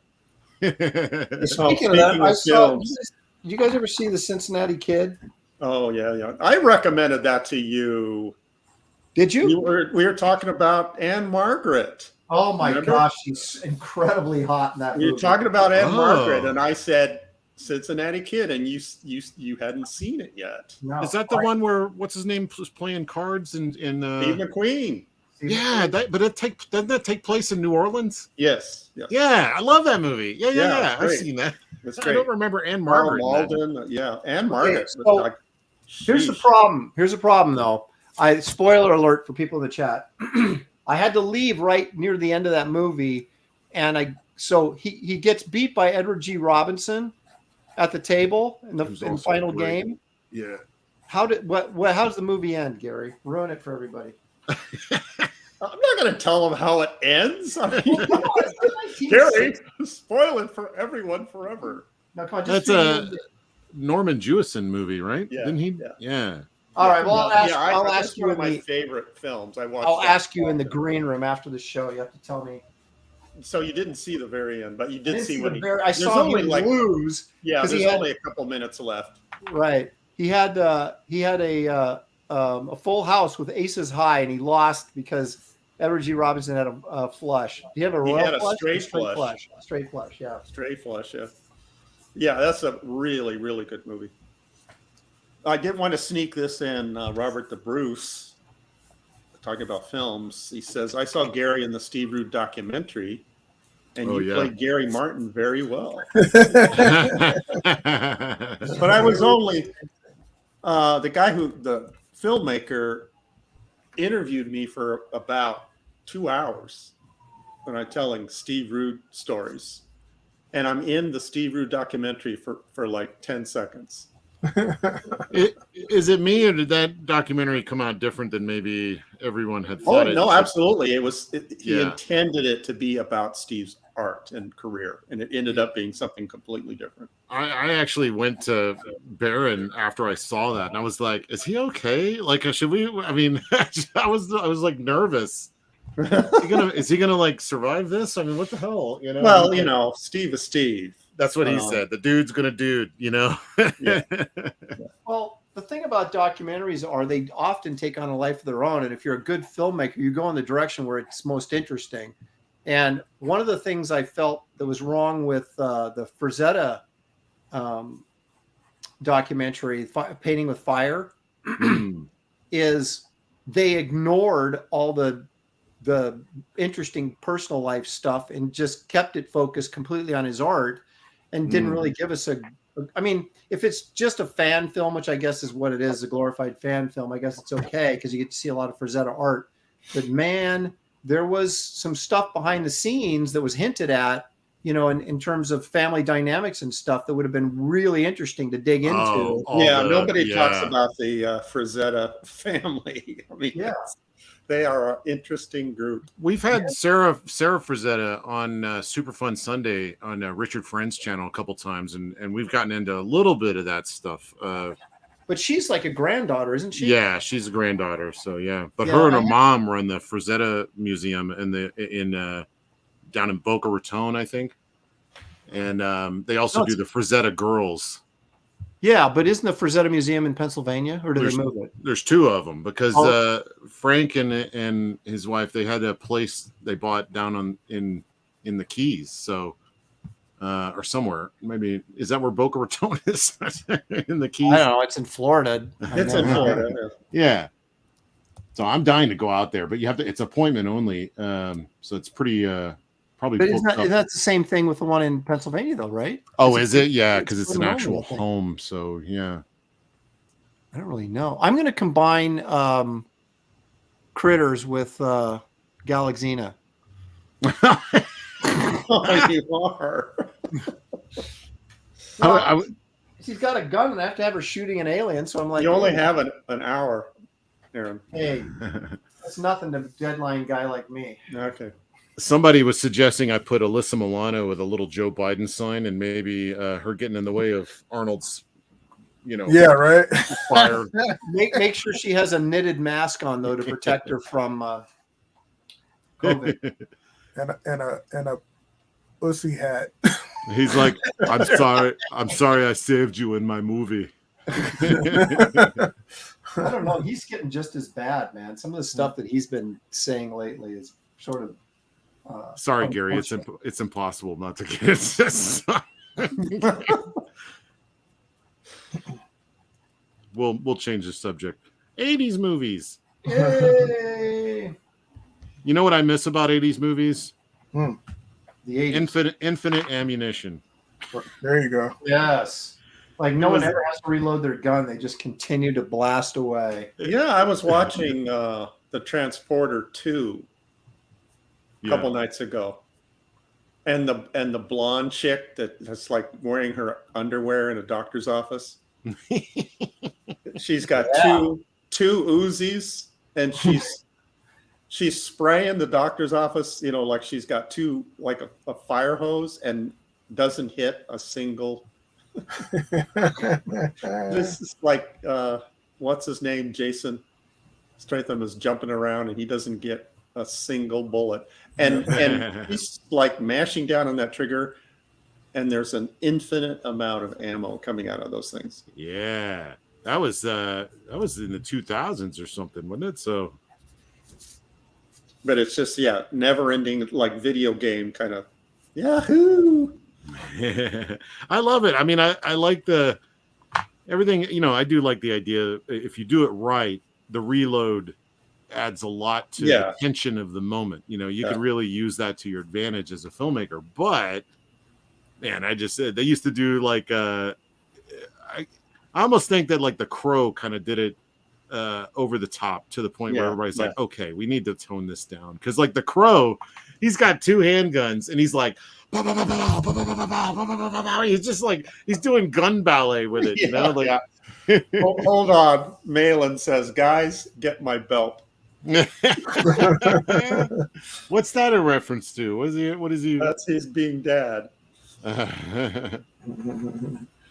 Skull Nasher says Jason Statham is too cool to get hit by simple bullets. Right. Yeah, exactly. He covered himself in oil in that movie. That might be it's real oily. It just slid right off. Yeah. Oh my God. Malin's like, hold my beer, grab my belt. Grab your ankles. If I do it, I'm gonna get a whooping. I do it. Yep. I can't even show that cartoon anymore with that line of dialogue in it. Now we can't promote corporal punishment. Nobody gets whoopings no more. That's the problem. Yeah, that is a problem. We need to get Malin's on to something, man. Whip those kids into shape. Yeah. What kids? What are we talking about? learn them kids. Yeah. It was like the ultimate torture where you had to go get the item that you're going to be beat with. Yeah. Oh, I've had to do that. Yeah. I mean, that's bad enough. I mean, if that would have been go get my belt and then don't use it, because the torture the kid is going through by getting the belt that's enough. Go pick your switch. Yeah. See this belt? Now go put it back. I'd find like the smallest switch I can find, and then they make me go do another. Go get another one. Oh, go cut me a switch, and you get like a little tiny stick. No, the worst torture is like, okay, I'm gonna whoop you after I come home from work, and that's at 3:30, and you're at home at 11. Yeah, you're playing with your GI Joes. And the impending doom. You're thinking about the time the whole time. You're looking at that clock, going, "Dang, what can I do? How can I get out of this mess?" It's like 3 o'clock high, but with a whooping. Yeah. You start doing chores without being asked. He's like, "Look, Mom, I know, right? I did the dishes, you know, and That's good. Yeah, that's real good. That's real good. Now get my switch. I always forget. I'd forget, and then I'm 5 o'clock. I'm sitting there playing with my GI Joes, and Dad comes in, and wham! Yeah. What did I do? Yeah. Remember what you did 6 hours ago? No. Yeah. Now I got paddled with the cutting board. My mom had a cutting board that had a handle, and it was made out of wood, like an inch and a half thick. Yes. No, that's my grandpa was much older. He had me go cut the switch, but I got a lot of whoopings. A charming personality. That's right. The pieces of the puzzle are coming together. That's right. Running through the bayou like a wild man, and he paid the price. I don't remember what I got a whooping for. I just remember the whooping. So it didn't work. I mean, I'm like, I'll never do that again, whatever it was. Yeah. I'll never get caught is what it is. Yeah. I learned my lesson. Don't do that. Yeah, Dan's den that he says he got the fly swatter. That's what my mom used to use. That fly swatter is like, that's wicked. Oh, yeah, probably stings. Like and plus it was, give you infections at the same time. I don't know if that would have worked on me. I was afraid of they're going to beat you. They're going to make sure you're infected as well. Yeah, I was afraid of the dried fly guts. Yeah. It's nasty. Who cares about this pain? That's nasty. Yeah, fly swatters are a mom weapon. That's right, because it's close by. My dad would never spank me, but he would thump me like in the head. Oh, because he had huge fingers. And he would go flap. He's like, "Come here, flap," and I'm like, "Oh!" See, that's what's wrong with David. It's like, it's like he got dropped on his head when he was a kid, but his dad just like whacked his. Keeps hitting the spot. I'm like, "Ah!" That's where I fell. Yeah, that's my soft spot. Ah. No, my mom would bring out she would do the work. That would be a good question for you filling out any kind of application for anything, or even like on a dating site, is like, how were you punished as a kid? and that would explain, the baggage you're carrying. Oh, yeah. She's like, "Oh, I never got punished." Bye. Bye, Felicia. Our parents let us raise ourselves. Okay, see ya. Yeah. My parents would count. Yeah, I'm going to count to 10. The beating's going to begin. What are you doing, Kelsey? I'm trying to draw Schwarzenegger's face and having a hell of a time drawing. It ain't working out. And it ain't working. Speaking of Dorothy Stratton, she not working out too? No, did you guys they made a film about it called Star 80, right? And, oh yeah, I remember that one. Now, was it her boy? How did she die? Was she murdered by her boyfriend? Yeah, her boyfriend. A little jealous, was he? Maybe. What's the story there, David? No, he was just nuts. He was nuts. Exactly. Who played her boyfriend in the movie? Mariel. Yeah, we know. I know who played her, but who Oh, played the boyfriend. It was Muriel Hemingway. What's his name? Sister. Oh, Roberts. Yes. Oh, Julia Roberts, Eric Yeah, Roberts. brother. Eric. Yeah. Eric Eric. Roberts. That makes sense. He always looked crazy. He was great in that movie. He really was, because he's like super creepy. Dude, Eric Roberts is great, man. To me, he's like one of those guys. Oh man, who's the guy that was going to play Superman? Freaking Nicolas Cage. Nicolas Cage. He's like a Nicolas Cage, where you're like, he's always fun when he shows up. I took my freaking thumb. Yeah. My thumb. Yeah, you're right. And it's like he's always a little, it's always him, but he's a little part different that you remember. Yeah, you always remember them in the movie. Man, the chat is just going on and on about weapons of choice for the parents. Oh yeah. Aunt broke a wooden spoon on me, Brian, and hold on. This is why our chat's nice and Master well-adjusted. Dad, fishing rod sting. Oh, fishing rods, yeah. That's a good one. Spare the rod, spoil the child. Wow. Exactly. That's exactly right. Fiberglass rod. Wow. We were actually talking, this was our topic of conversation on the professionals last night was, stories about our dad, but it turned into whooping stories. Yeah. That's a theme, man. Maybe that's what's going on. Comics broke me. That's because your dad didn't break a branch over your ass when you were a kid. Exactly. That would be a good title to a modern novel. My paw didn't break an ass. Yeah. A branch over my ass. Kelsey Shannon story. Oh no, I had several branches broken over my ass. And they had to clear the whole yard from trees. Now, okay. He grew up in that scenario of how a dad could get his hands on a branch. I mean, no, Kelsey grew up in an orchard, and by the time he was a teenager, it was a desert. Exactly. Feed him with. Did I learn my lesson? No. No. I have no idea what those weapons were for. Tell you what, now I can sit on my ass and draw comics all day long because of all the beatings I got when I was young. Right. It toughened me up. Yeah, you have all that scar tissue on your keister. You can sit for a long time. That's right. You can sit all day now. Yeah.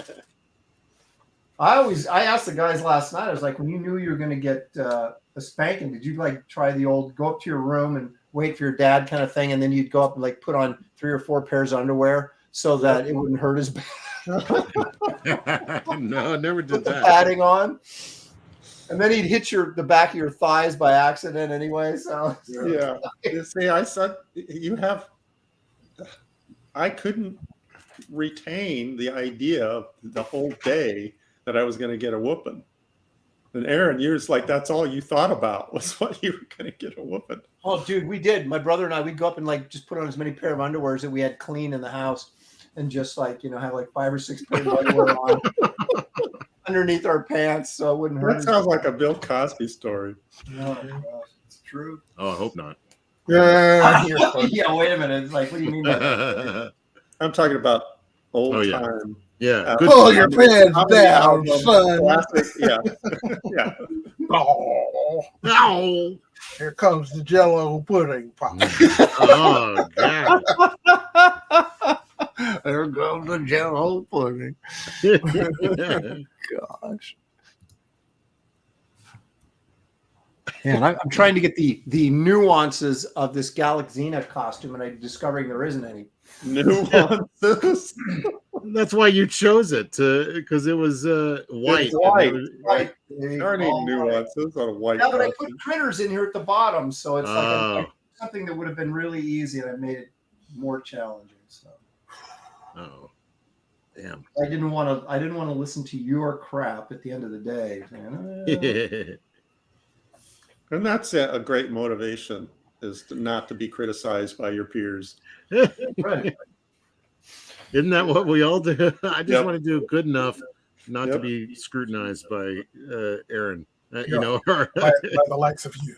yeah. The likes of you. Which doesn't bother Kelsey any to make fun By of her. you people. Doesn't keep Kelsey from trying to make fun of poor old Shane now. No, poor old Shane. He's tough. He's kung fu guy. He can take it. He's got cracked ribs right now, you know. He drew Superman. I never got to draw Superman, thank goodness. But I never had a Superman gig. You said he sprinkled some crack on his ribs? What'd you say? He's like Hunter Biden, man. Ripa didn't ask me to do a cover. I see. Yeah, so I should take it easy on Shane. I'm not bitter or anything, by the way. No, of course not. You know, the interesting thing about this Galaxina costume, well, nothing, but she has bell bottoms and high heels. And I'm like, so you're like the year 3000 and they still have 70s bell bottoms. I guess what comes around goes around, right? That's right. They went back in style. That's right. We always knew that's the one well, I guess now actually I think the 70s were worse fashion wise than the 60s were. That was like, okay, that's the one generation of fashion we don't want to come around again. And yet it did. Wasn't Cher rocking bell bottoms there in the 90s or something? Or yeah, but now we got high-waisted pants that have come back. Gotta get rid of them things. Well, that's because we're old. That never goes out of style for a certain age. The one trend I want to go away forever with these young people are the pants that are sagging. It's like, please stop that. I'm so sick of seeing that crap. Well, that's what happens to me, but that's just because a fat guy with no ass, you know. That exactly. What can comes you do with the about territory. It? Yeah. You're not trying to style it, though. So. Oh, that's true. I should, though. A butt crack can be glorious or it could be scarring for life. Yeah, exactly. That's true. Well, that's why I put a tramp stamp on there. So yeah, there you go. at least there's something to look at, you know. Yeah. Oh my gosh. So did you guys go and catch did I say this last week? Maybe I did. I don't remember. Did you guys go and catch Raiders in the theaters? No.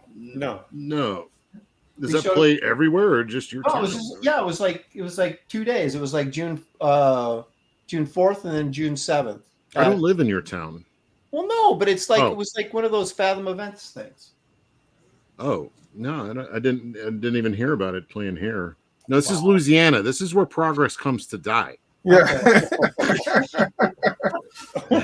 Progress comes to die. I'm not going to have anything cool happen here. I had tell me all the time, oh, you should try this. Get it. You can get it at any Walmart, you know, and then I'd go there. It's not there. Or you should try this. And I get it. And it's not that good. And you know, and then you find out that, oh, they're from Texas.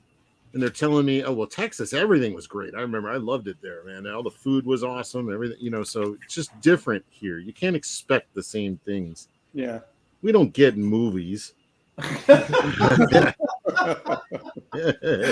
This is Kelsey's campaign slogan for his mayoral run. Yeah, we'll bring you. Comes to die. Yeah, exactly. Oh, for me. Yeah, I've already given up, so you won't have to worry about me doing it later. Let's just do it now and get over with. It's all over. Don't expect nothing, you won't get nothing. Don't expect nothing. You won't get nothing. What does he say? Right. That's my logo, or that's my motto. Don't expect nothing, you won't get nothing. Yeah, that's gonna be my campaign slogan right there. Saying, man. You'll win. Aaron, you've got a super chat. Oh, thank you.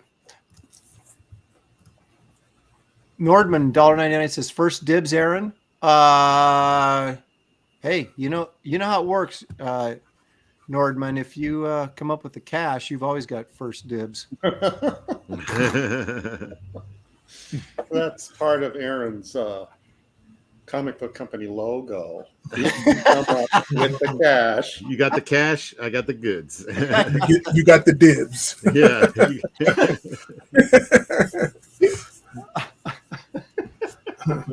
So if you ask Aaron if his commission list is open, that's the answer. You got the cash. You got the no, I do have a list. The list is Got the open. cash, We're you get working. the ass. Like I thought, I'm broke this month. No, the work won't be getting done till like August, until I'm through with Wraith of God, Blood Hunters. But I will be doing some commissions in September and October, and I have a list going. I don't take any money up front until I actually start the commission, but you can get on the list just by emailing me. So if that's an answer to the question, I guess. That reminds me, I wanted to ask you guys, what's your limit for a waiting period for your commission list? Well, I mean, when do you say, no, I can't do this for a while because I've got too much stuff going on? What's the respectable amount of time for a client to wait? Well, here's what I do. I don't take the money until I've started the piece, so the guy's not waiting more than 2 weeks to get his art. Now Okay. he might be the only one in the industry that does that. Yeah. Well, right. I mean, the dumbest thing in the world, and you guys can all attest to this. If I take commission money now, 6 months from now, that money is gone. Yeah. Oh, yeah. It's It's like you're doing the it commission for free. for free. Yeah. Right. Yeah. And so that's why guys don't get commissions. People like flake out. The artists flake out because they take the money early and then they never get around to doing it. And then they don't want to do it. So to avoid that temptation, I put people on a list and I say, I'll get to it when I get to it, and I'll email you. And then when I email them, it's when I'm ready to go. Yeah. And then it's no more than a 2 week wait, and sometimes just a couple of days. Smart. Kelsey, heads up. What? Shane Davis is in the chat. Oh, that's your ass, Kelsey. There it is right there. What is Kelsey on about my cover? Okay, Kelsey, here you go. Oh, I totally lost the argument in the middle of my argument about how he drew the bricks all like the wrong size. I realized that I was wrong and that they were actually this. I'm like, look how big this brick looks, and I traced it, and then I traced the brick in the foreground, and I'm like, what's wrong with this picture? And I grabbed this one and I pulled it over to that one, and they were the exact same size. I was like, oh, never mind. It looked bigger. It was an optical illusion. Oh, there you go. Kelsey trying to one up somebody and it backfiring on him. Yeah, that's why I just keep my mouth shut. How much time do we got? About 45 minutes, Okay. give or take. I'm gonna get my. Maybe about an hour. Yeah, just David, try to figure out how much time Aaron needs to finish this piece. Yeah. There you go. That's how much time you have. I'm just my paint's ready. That's all why I was asking. You're gonna paint it? That's right, bitch. Oh, damn. Going down the gauntlet. Oh my god, I got Shane Davis down my gullet. I got everybody. Oh my god. You did not even me need crack to open the glove to paint. slap him. Oh my gosh, that's class. Yeah. This is what I get. I'm Keep my mouth shut. afraid to ask you that question for the rest of my life. Yeah, as you should. Hate that. Is me sure you're gonna paint that? Sorry to ask. Poor little kid at a convention. Mr. Williams, I'm a big fan of yours. Are you gonna A paint 10-year-old this? kid. That's right,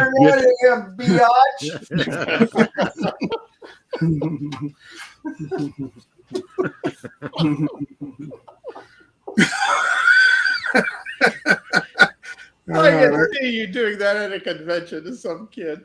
The crazy thing is that Gary knows I would do that. Yeah. If I was standing there, you would definitely do it. That's right. I was talking to your mama. Yeah.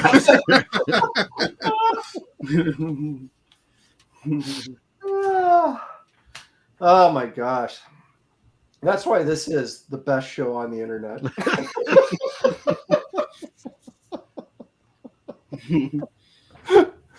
Oh man. You know, this costume for this character is ridiculous. Yeah, that costume. Yeah. No. What I was going to say earlier was, was especially true of like low budget 80s sci-fi movies and like late 70s. The movies would just be crap and the budget would be crap, but they'd have these amazing like painting of movie posters, right? That just like totally misleads you into what you're going to be watching. I'm looking at all the different movie posters for Galaxina, and it's like they're like these Frazetta-like oil paintings of some chick in a G-string on some weird planet. And, it's probably why I watched so many of those. Yeah, you got suckered in, man, by that movie poster. I was a big sucker for Battle Beyond the Stars because of they made even the ship look like that. James Cameron designed that spaceship that looks like it has boobs. Remember that? Never saw Battle Beyond the Stars? That's with the kid from the Waltons, right? Yeah, and Richard Thomas. And you know that John Sayles, the great John Sayles, wrote that screenplay. I do, yeah. John Sayles is an interesting guy because he made some really great movies, but he got hired to do some of the schlockiest things like Alligator, but they were always like a cut above because he was the guy writing them. You know, there was always, he put a little extra in those like crappy movies that he wrote. That's what was so cool about it. I mean, back in the day, you had so much great talent, like working on Roger Corman movies, you know, and they all went on to greatness. But John Sayles I love this movie he did called Lone Star. It was really good. Set in like the border of Texas town, and all deals with this like murder mystery, and there's all this backstory and stuff. Great flick. That's right. And he was, of course, The Return of the Secaucus 7, which was what the Big Chill was kind of ripped off. Oh, I'm not sure I've seen that. And then The Brother from Another Planet. Yeah, classic. Yeah. And then there was one about mermaids. It was called The Legend of, was it Rowan? Ronan Nish, yeah. Nish, Legend of Ronan Nish, yeah. Set in like Ireland or something like that. Yeah. Guy's clever, man. He's a good guy. Super chat. Oh, look out. Where is it? Oh. For $1.99, Mr. Joker 1128, thank you very much. He says, just an FYI, Arnold's abs look like Batman. Google it. That's directed at you, Kelsey. Does that mean he has abs that look like Batman, or I drew his abs like Batman? Like, what do you mean? He's got the movie Batman costume? Mm-hmm. If that's the case, which was first? Arnold's abs or the Batman costume? Yeah, they designed it after his abs, right? That's right. Yeah, I think they're saying that your abs look like the abs on the Batman costume. Oh, okay. Well, it's comic book. I'm not gonna draw real abs. Give me a break. Dad's Den of Pop Culture giving us some information here. He says, Canon Films would often create a poster first, sell the movie to distributors based on the poster, and then actually make the movie. Yeah. Genius. So they spend their whole budget on getting like Frazetta or somebody to do this great cool looking poster, then they just make a piece of crap. That was a practice even through the 90s, because you had like New Image and those films that would do like a lot of kung fu and stuff. They still did that. They'd sell it all in foreign pre-sales and get all the money. That's why I watched that Clint Eastwood movie that Frazetta did the cover to with the bus. Oh, The Gauntlet. Oh, the Gauntlet. Yeah. That was an awful movie. Awful. But the poster was amazing. Great painting. Yeah. Any movie with Clint in it is not awful. No, it was. Come on. You like that. You like The Gauntlet. Well, as a kid, yeah. Here's the Mr. caveat. Joker 1128 says, no, laugh out loud. His abs actually look like Batman's face. Oh, that's oh, interesting. What? Oh, man. They have little horns and everything, little bat ears. I don't know. Skull Masher says Cannon made great movies. Yeah, just like Superman 4. Remember that classic? Well, that was in the end of the days. Come on, they had Death Wish and which is classic. Death Wish. What was it? What's the one where the guy dies in the bazooka?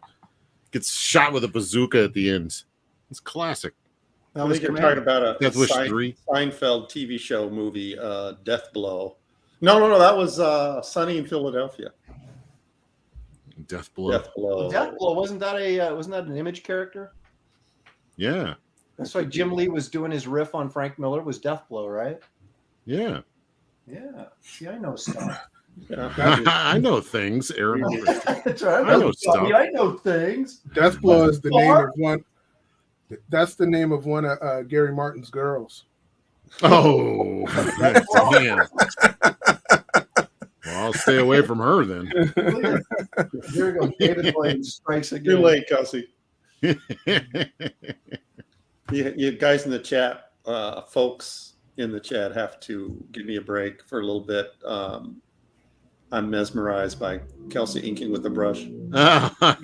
Here we go. He's mesmerized by inking Batman's face. Yeah. You got like a real thing for brushes, man. You got like... Everybody inks with a brush differently, and I think that's fascinating. Yeah, I don't know. Yakin. Am I doing it wrong? Like, That's what he's trying to tell you, Kelsey. Yeah, I know. No, That's what I'm absolutely getting. not. I think what you're doing is amazing to me because it's completely different than what I do. But what you're, the results are fantastic. So Thank you. How you get your lines and the choices you're making. No matter who inks with the brush, I think watching them is a learning experience for me. Let's not get carried away, Gary. Just because you're not inking with a brush. I gave that up, man, for Lent. So I think it's the fastest way. I'm like, I need to cover a lot of ground very quickly. Let me grab the brush. well, yeah, it depends on what you're trying to get with your brush. If you're trying to be like, fat, sloppy lines like you're doing, it's like you just burn it. Awesome. If I want it to look like classic John Romita Jr., what are you saying? You don't like John Romita there, Aaron? I was going to say that John Romita is rubbing off on you. No. In fact, I love John Romita inking Gil Kane. Ooh. So, I was going to ask you, Kelsey, how did you do the shadow under that rocket launcher before you did the contour on his shoulder? Oh, I don't know. Talent. I don't know. Talent. Just undescribable talent. Yeah, I don't know. I didn't even think about it, honestly, until you said that. Okay, well, that's a good now he's going to freeze up because he's like, yeah. How did I do that? I don't remember doing that, honestly. You're just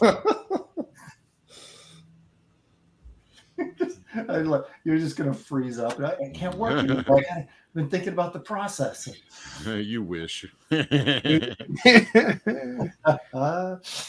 right, I'm going to get out my Zig pen and get to work here. I was going to say, this is like Kelsey is looking very Steve Rudish.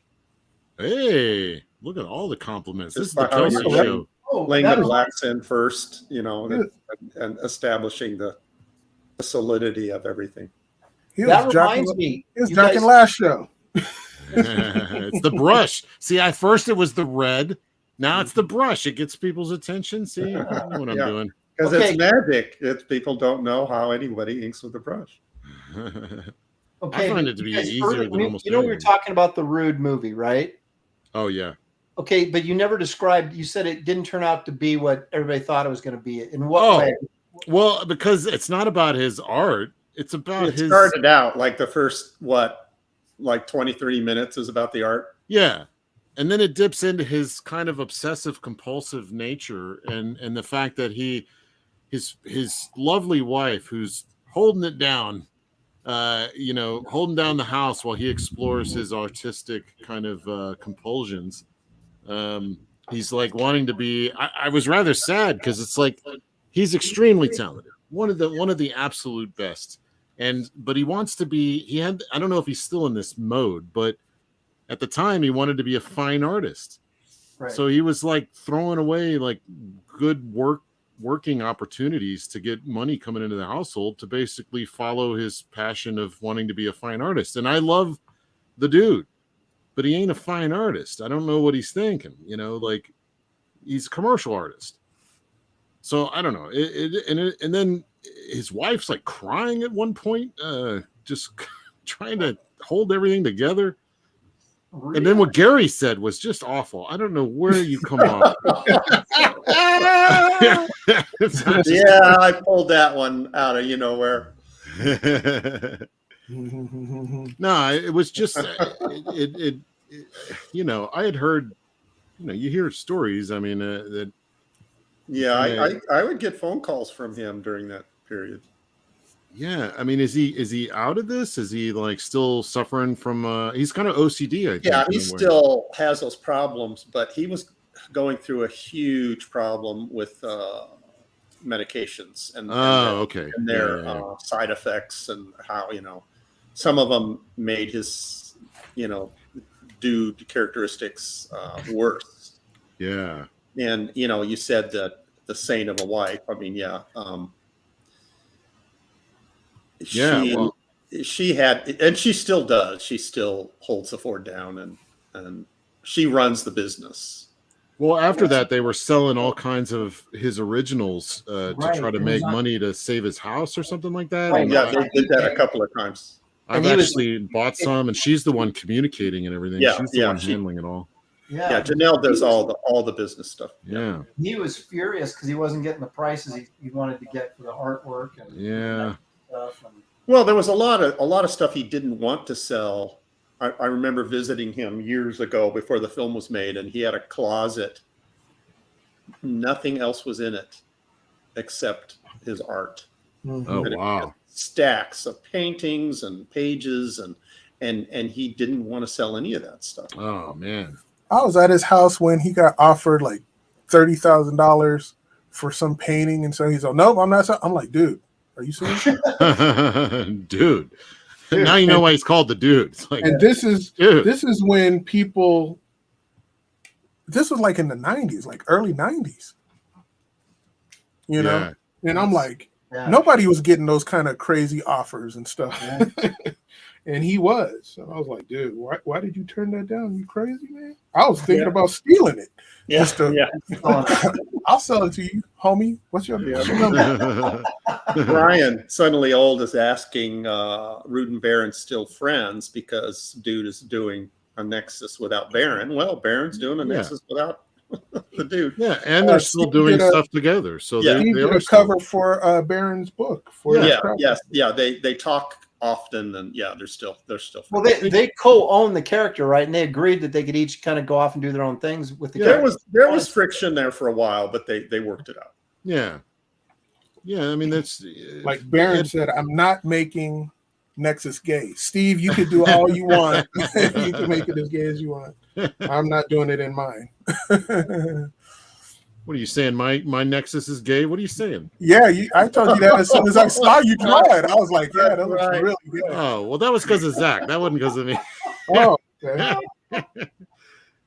No, I put him in like a Speedo or something.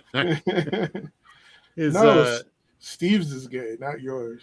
Well, that too. I actually had David like help me out on one piece. I was like, how do you do that highlight? And I think you were like, it looks gay or something like that. Yeah, it made it look gayer. Yeah, it made it look gayer. And I'm like, okay, well, I didn't end up doing it. I just do it all black now. Just like, no, let's keep it graphic. Looks way better. Yeah. Those thigh-high boots, man. Yeah. And making them look like patent leather does not work. It works for some, but well, the little highlight is such a mystery to me as how people can do that. Like David is such a champ at it. He makes it look effortless, and then it looks right. And then when I do it, it just doesn't look right. It looks gay. I don't know what's happening. Not like well, I mean, a little bit of the sexual gay, but just the gay is in like.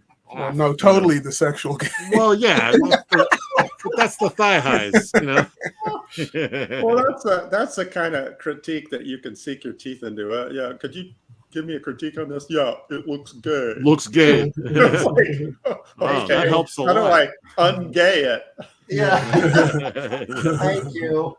You get Steve Root to draw it, not me. Paul Glacey told me that when Nyberg was inking him on some stuff, Nyberg was really excited, you know, that he got to ink Glacey, and he called him up, and after he sent Glacey some of his inks and said, you know, what do you think? And all Paul said to him was, looks gay. No, you ain't getting it. Oh, Damn. So what is he supposed to do with that? try harder. Yeah. I don't know. What did he do? I don't know. He kept going? Did he keep doing? Nyberg's an interesting don't character know. because I never heard of him until I saw him working on Rude. And then I don't know if I've ever seen him do much after that either. Nyberg? Yeah, that could have destroyed his career. He inked Mignola on the Dracula book. Oh, did he? Yeah.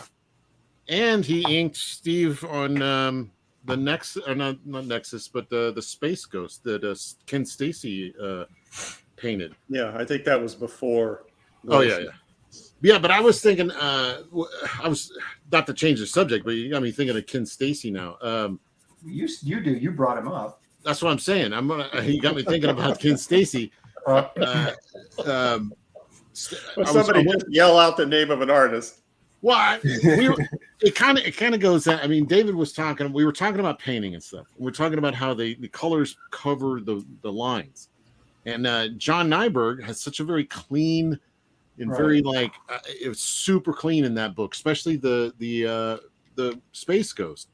And so I always thought that Ken Stacy did the painting on a blue line to preserve Nyberg's super crisp painting. But that's not how it happened. David said he had an original. Yep, he did them on the originals. Yeah, and they were amazing. So that sent me on a daisy chain because I remember he also he painted the first Spawn cover, first two. Yeah, I remember that. Well, one of them ended up with Harlan Ellison because Ken Stacy, I think, is a pal of Harlan, and he gave the issue 2 cover to Harlan, and I'm guessing McFarlane has the first one. And you can't find a scan of that. Only you can find the cover, the printed version. So that is still a mystery. But the number 2 cover, not an overlay either. It's painted on the art, so you could still see McFarlane's. He must have printed it out on another board, a board that he can paint on, because I'm pretty sure I've seen the pencil and inks of that cover. So that still must exist. Speaking of which, this is Buscema inked by Rudy Nebres, painted on the board for Peter Ledger from Weird World, or actually it was a Marvel Super Special, whatever. It was a 3-issue magazine thing, and they made such a big deal out of it because it was like all hand painted. And so I scored one of the original pages here. But see, that's that's a great style for that. You know, painting it right on the board. You know, it fits. What's that guy in the middle? Aaron, could you hold that up again? Is he like trying to get a girl to kiss him? A little meat on his eyes, so flavorful. Yeah.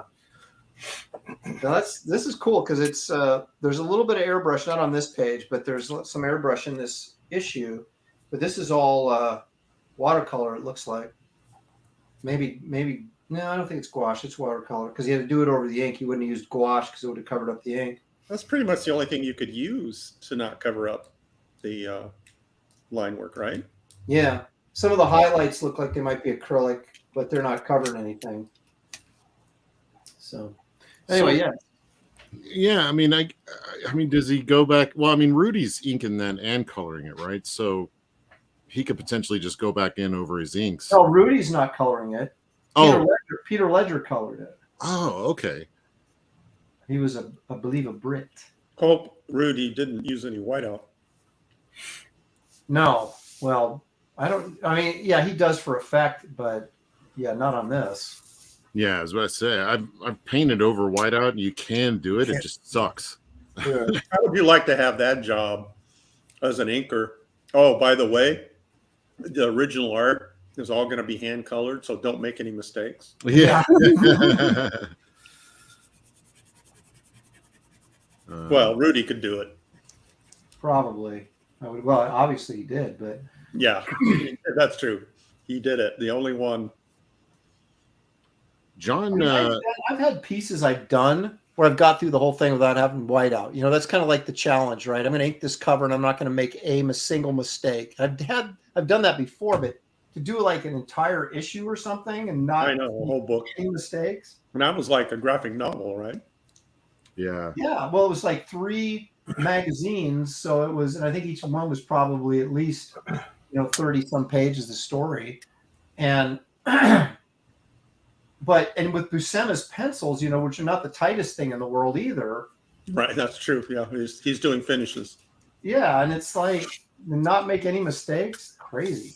John Byrne did a whole issue without making mistakes. Yeah, but it was set in a snowstorm. That's right. That's right. Yeah, he cashed in on that one for sure. Yeah.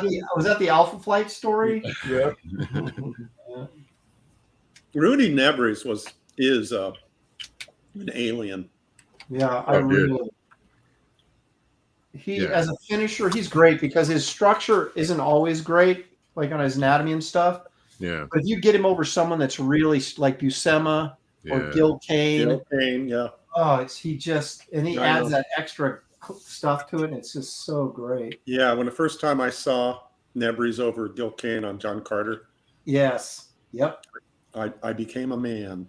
I'm not sure I'm familiar with that one.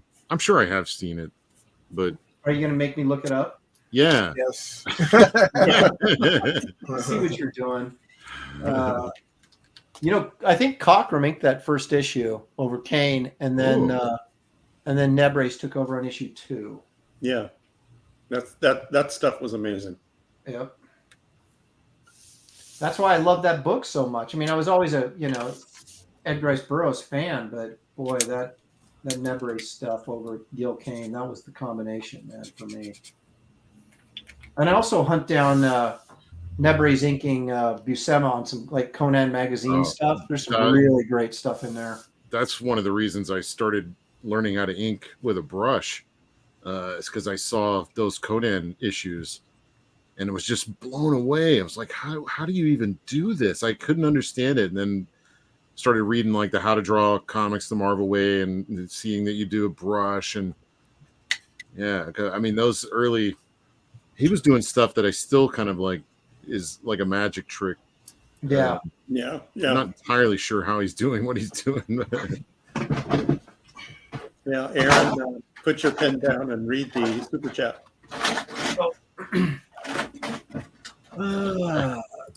After you're done building a house or whatever you're doing, what are you? That's not me. That's Prater 7 for $5. Thank you so much. Appreciate that. I always hear about tightly drawn art. Who are some artists who draw loose? Buscema. Well, Garney, Ron Garney, Lee Gil Weeks. Kane. Oh, Garney. I love Garney's stuff, man. Yeah, Garney stuff is real loose now, and Lee Weeks too, but it's all there, Gene Colan. Yeah. Oh, dude. Yeah. Can you imagine trying to ink that guy on those pencils he used to turn in? No. He should have never been inked. I would love it. I mean, print from his pencil. yeah, that's true. I mean, I would love to do it now with just with my just go for it attitude. It's like, let me just go in there. I'd have to make a copy of it.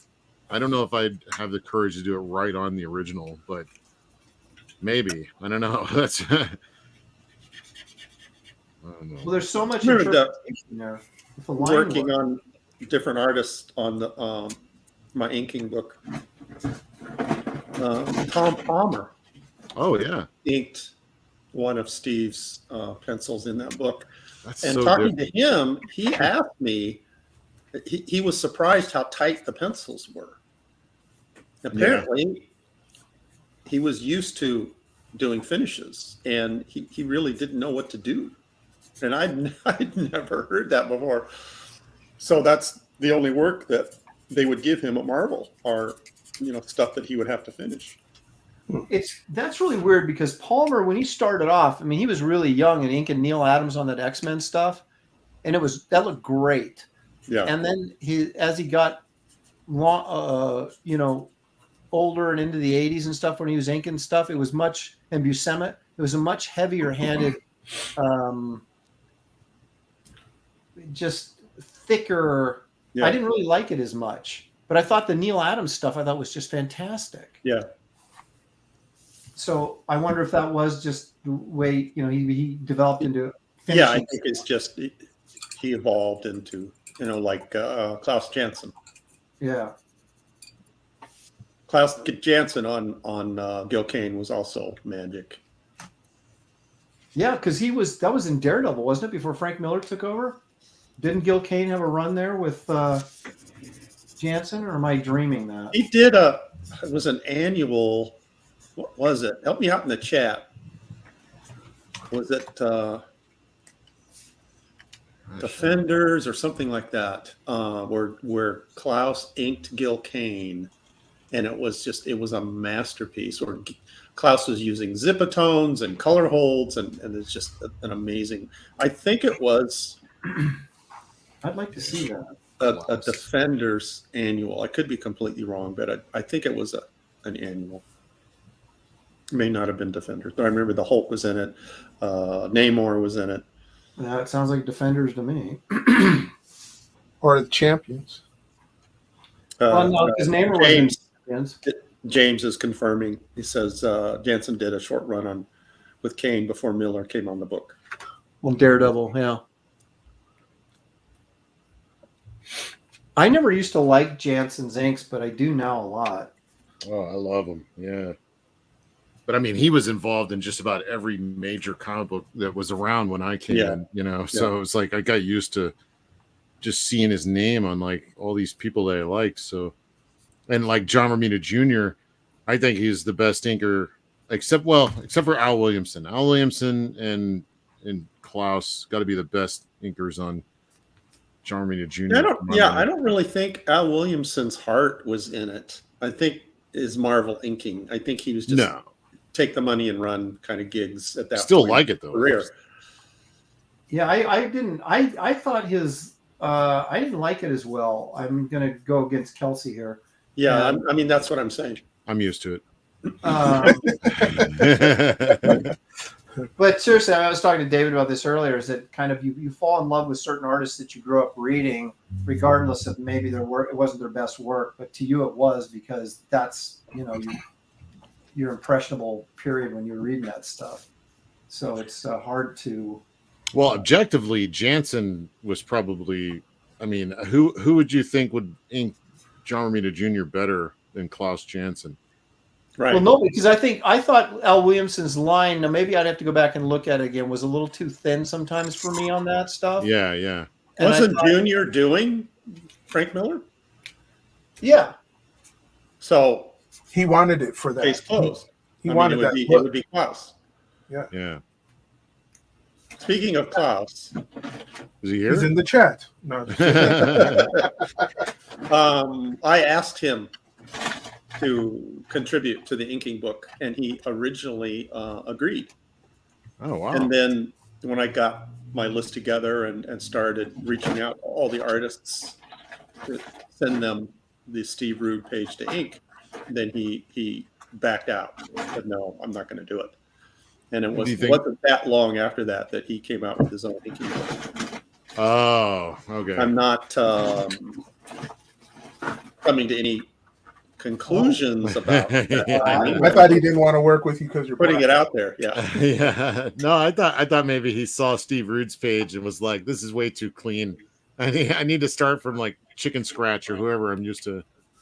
Oh, he's sitting there going, hey, Gary Martin's doing an inking book. I should be doing an inking book. I'm Klaus Janson. Yeah, what the hell was he doing an inking book for?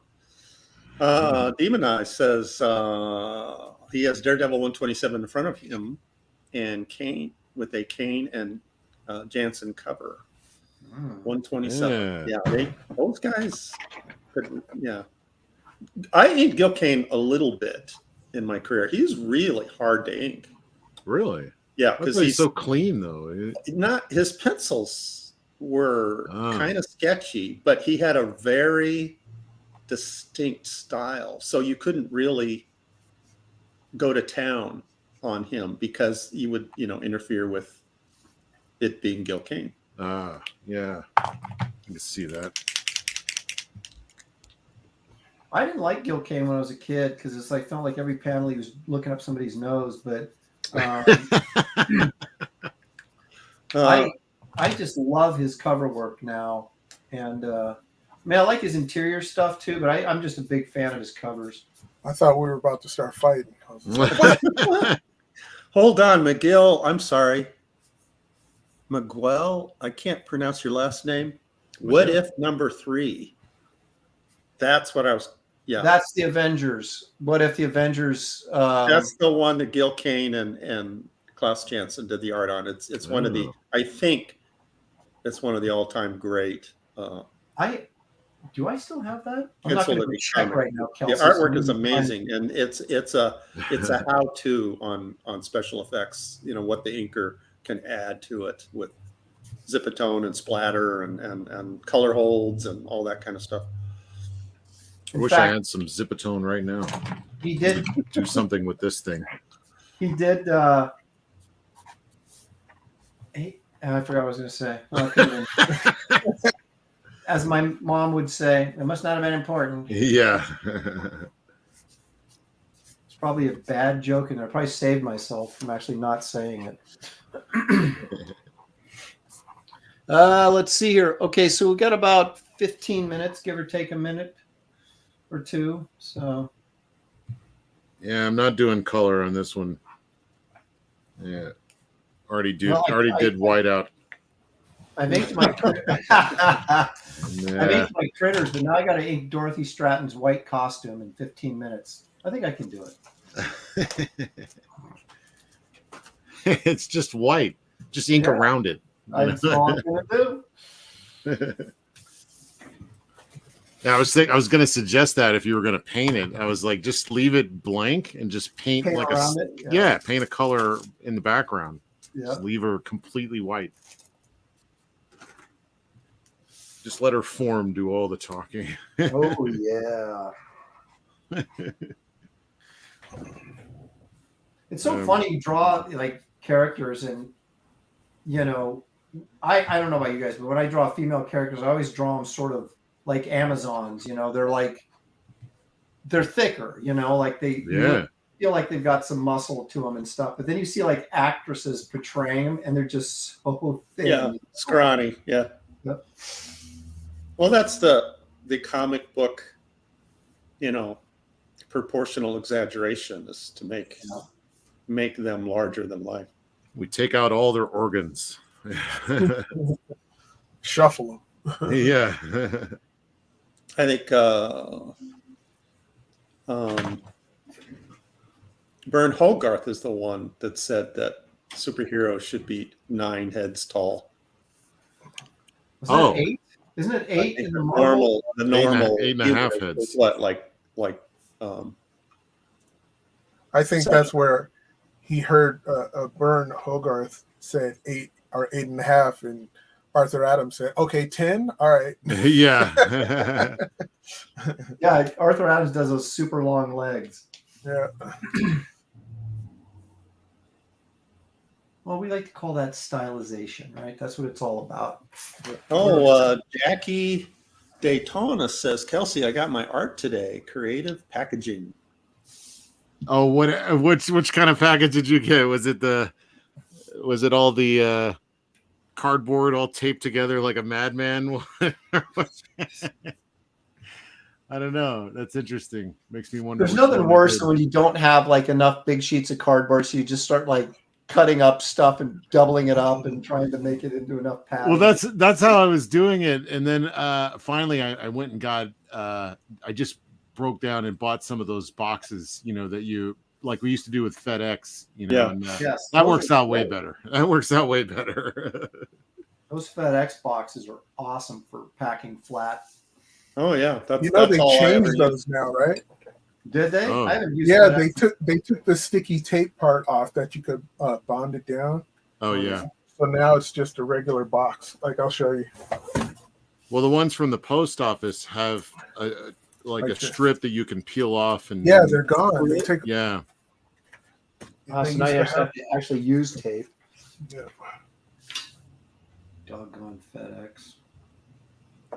That's the one thing. I mean, when you start, mailing on. I mean, I had no idea. And I like the way David did it. And I was like, it's still too hard. You got to go ask them to cut cardboard and stuff. Like, no, I just need a box.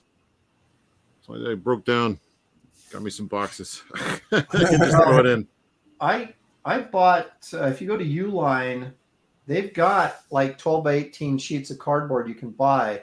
And so I bought a ton of them. The problem with them is they're not as stiff as you'd like. So I have to like use 6 of them every time I mail something. And so I'm going through them pretty fast. So I don't know if it's as efficient as I thought it was going to be. You scared Jody, says Kelsey writes his thank you letters like the Zodiac Killer using letters cut out of a magazine.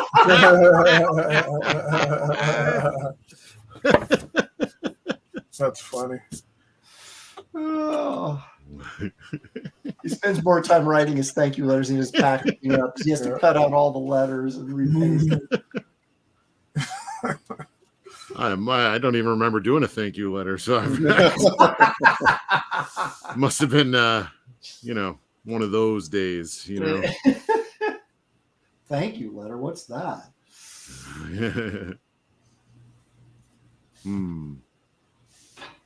Let's see here. I'm gonna say about 10 minutes. It gives me a chance to ruin it. I always love the opportunity. Yeah, I thought. Plenty of time to mess it up. You got plenty of time to save it now, is what you're trying to say. It's already ruined, right? Oh, okay. I didn't know. Now I know. Thank you. Yeah, I'm going to put that out. Clear things up for you a little bit. So I went and got my prints, my Keown prints from the printer today, and the guy working in there knew who I was and was a fan of my work. And really? I was very surprised. Likely story. Well, that's my story, and I'm sticking to it. As the old song goes. What did he like? Was he into your Wonder Woman or something? Like, what was he? Well, he said, I thought your name sounded familiar. I looked you up and I went, oh my gosh, one of those things. And and he said that he loved my pinup stuff. Me and Dan DiCarlo.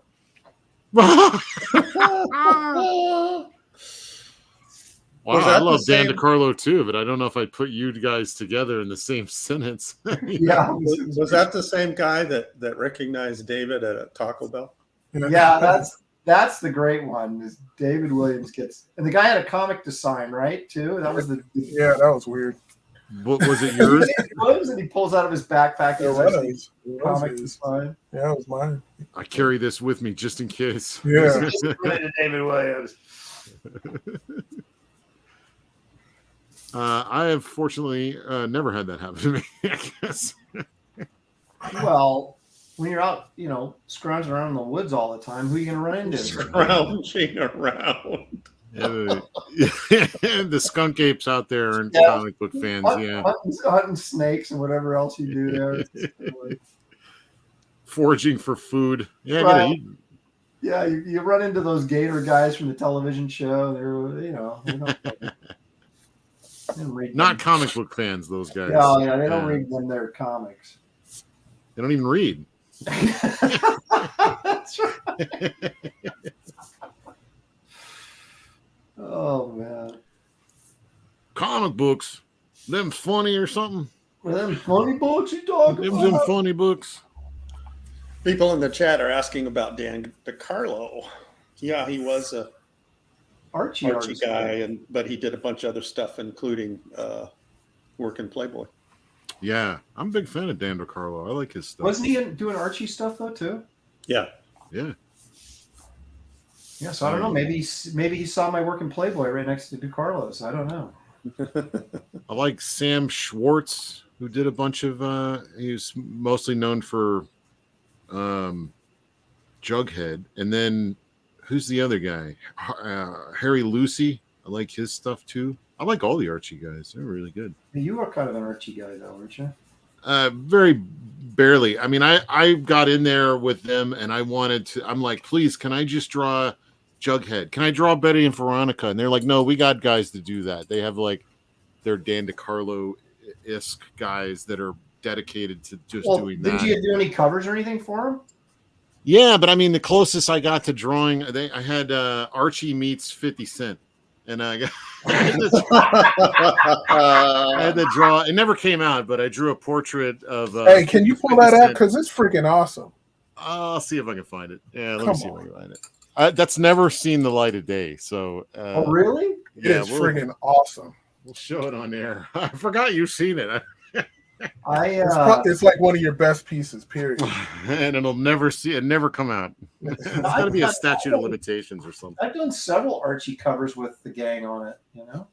Oh man, lucky. That's all I wanted to do. Like they wanted me to do, the superhero team, or I did get to do Josie and the Pussycats, but no, come on, now you can't complain about that. But it wasn't really the classic one. It's the remake where they're trying to make everything, modernize everything, and it was really good. I enjoyed it. Audrey Mock is the girl that drew most of the issue, and I really liked her work, but it just didn't have that classic Archie flavor that is what we're really fans of. So that's what I wanted to do, just a classic throwback to that stuff. But the best cover I think I did for them was Cherry Blossom.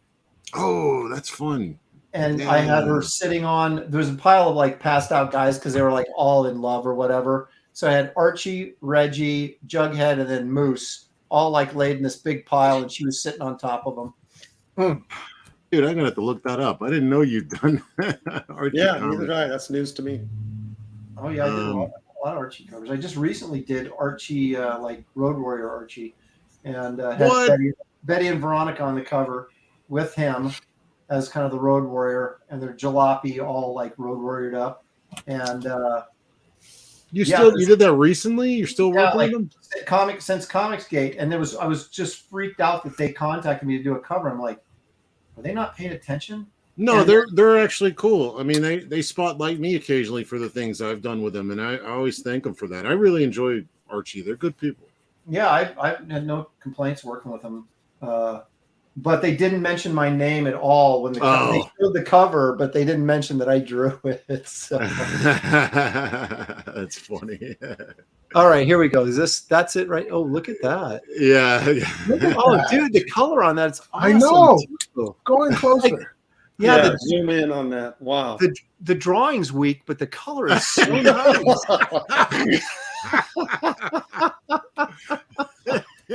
Well, I had to make them all cool because they're updating their, Jughead's now cool. He's not, whatever. So it's kind of like a little mix. They don't know the point of those characters. But if you notice, I got, the medallions. He's got his medallion, but he's still got his burger medallion. And I don't know what Archie's got over here. It looks like the dude on the white dude on the left is not sure about the black dude in the middle. Yeah. Well, he's like hanging. He's like, yeah, I'm hanging with 50 Cent. Yeah, I guess. I don't know. Is that the noises you were making when you were working on it? What's funny is he always wears his hat sideways. So, like, as I was drawing him at an angle, his hat's facing right toward us. So that was really difficult to pull off, and it still don't look right to me. But that is a very, very cool piece. I'm guessing 50 didn't like it, so I guess he was like, "Nah, man." He wanted the old school Dan DeCarlo look too. That's kept trying to tell him. That's all we want. That's all you got to do, and you'll be fine. You guys got to update everything. So there you go. I don't think Dan DeCarlo could have pulled that off. No, but he did. He did some Punisher meets. Didn't he work with Buscema on that one? Yeah. Punisher there's my Archie Cheryl Blossom, I guess. Oh wow. Oh, for some reason I was expecting it to be in like the Archie style. Okay. No. Yeah. This is Riverdale. Man, She looks great. her sit-upon, it must be rock hard. Yeah, it's not squishy at all. Yeah. She's in the not do. That's the one neglecting thing. squat day in the gym. Now that was my one regret on this cover is I didn't squish her bum in a little bit while she was sitting on them. But Well, and that's it. She's doing the hover thing, like when you're in a public toilet, you just kind of hover, right?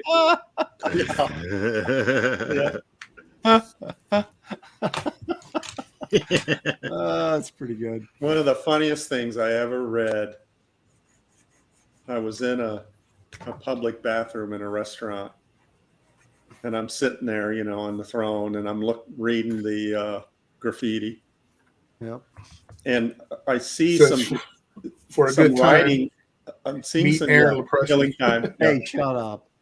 Reading the graffiti, the writing on the bottom of the door, and it was really tiny, and I couldn't see it, so I had to lean over Uh-oh. to read it, and it said, "You are now crapping at a 45-degree angle." Oh, that's clever. Good thing I was sitting on the toilet because I would have wet my pants. If you were reading this, you are at a 45-degree angle. Yeah, that's so funny. That is funny. All right, there's my latest Archie. Ooh. Wow. So Mad Max Archie. I mean, I know it's it's crazy. Some of the stuff they call you up and go, "Hey, you want to do this?" And you're like, "Sure, I'll do that." You kind of have to. I mean, I wish my 50 Cent one came out because then I'd be the guy that drew the 50 Cent meets Archie cover. At least yours came out. Yeah. Archie, the Mad Max Archie. That's cool. You'll be that guy. Yeah, but the guy who did it. Yeah. I'll show one more just for the sake of killing time that I don't have to waste. I did Archie 1941, which was kind of fun. Oh, that's nice. Whoa, cool. Did you color these? Yeah. Yeah, they have your flavor to them. That's why I was wondering because they almost look like the watercolor at first. Yeah, they do. Very. And your color, your Photoshop color looks a lot like your watercolor color. Yeah, Aaron, a very cool piece, but that soldier's backpack is incorrect. Thank you for pointing that out, Gary. I'm sure there's probably I'm not even sure those rifles are correct. Yeah, yeah. Okay, I'll show one more. This was a Archie 1955, and I show this because awesome. This is my daughter right here on the bottom. Aw. So got your girl in there. Yeah. Nice. I like that pose. You got that Elvis pose. Nailed it. So yeah, it's just like they just get the. I would have never done these covers if Adam Hughes hadn't done Archie first and totally legitimized it for me. I was like, what? Wow, that looks really cool. So is that Glenn Whitmore coloring on the interior? I have no idea. Why didn't you draw for Penthouse? He did that. No, he legitimized it. Yeah. We'll get right on it. It's funny. I did actually talk to, or they talked to me, I should say, Penthouse. It was Elliot R. Brown, wasn't it? Wasn't he editing, or was this? I don't know. Who's the guy that threw himself off the building? Killed himself. Oh, I don't think that was Elliot R. Brown. No, don't you remember that? The guy that was like... yeah, I do remember that. He had some kind of Italian name. That guy? What are you guys talking about? This Penthouse guy, Comics, you know. He was in New York. He was like one of the editors or the editor-in-chief of Penthouse Comics. And he goes to the doorman. He goes, how high is this building? Guy's like 36 stories. So he goes up to the roof and threw himself off. And that's not a joke. I mean, he actually did that. Yeah, he really did it. Like shortly thereafter. So I guess working in pornography is not as rewarding as you might think. Well, not as an editor, I guess.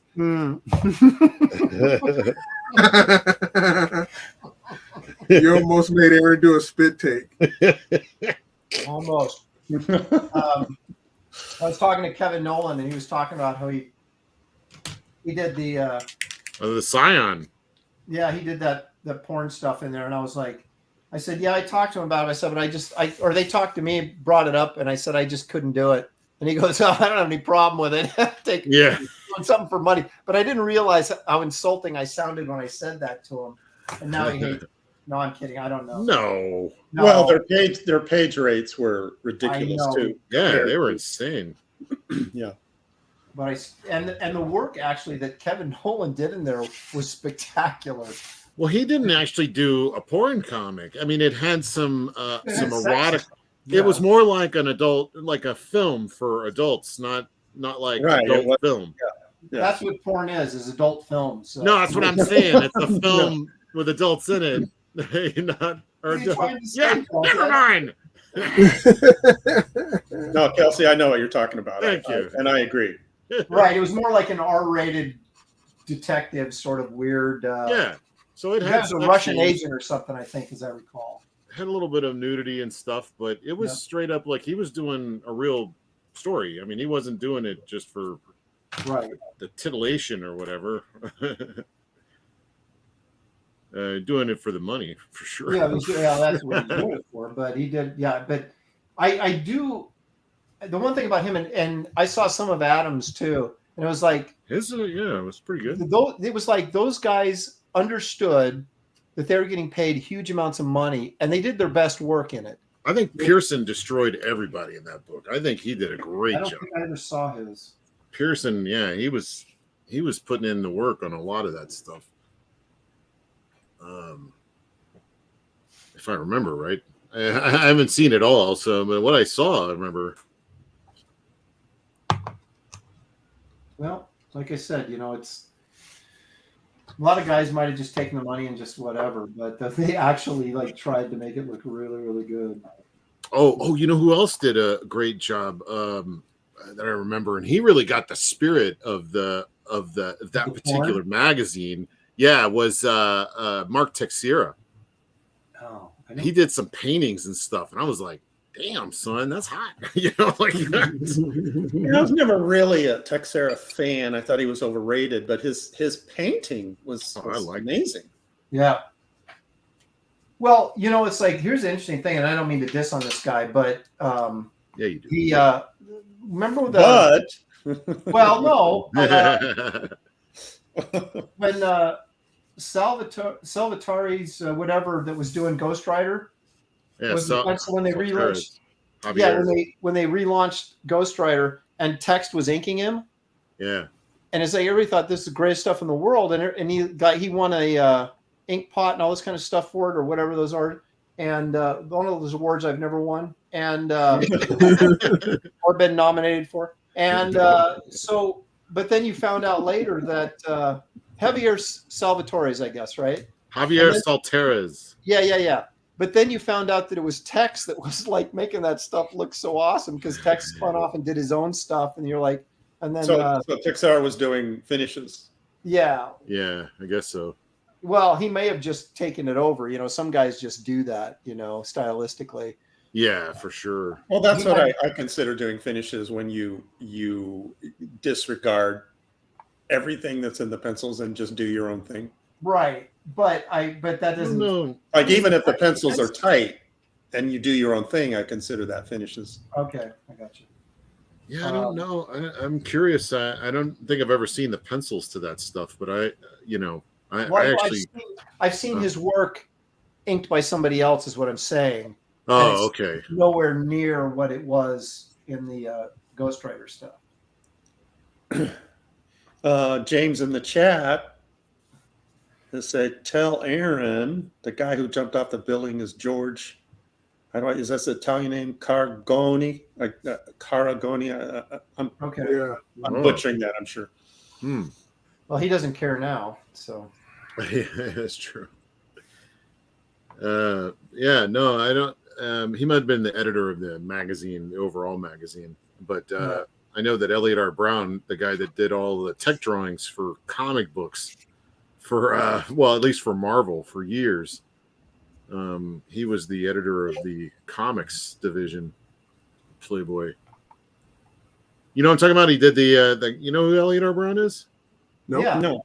He did the. He's the guy that wrote and drew all the Punisher armories. Oh, really? Oh, okay. Yeah.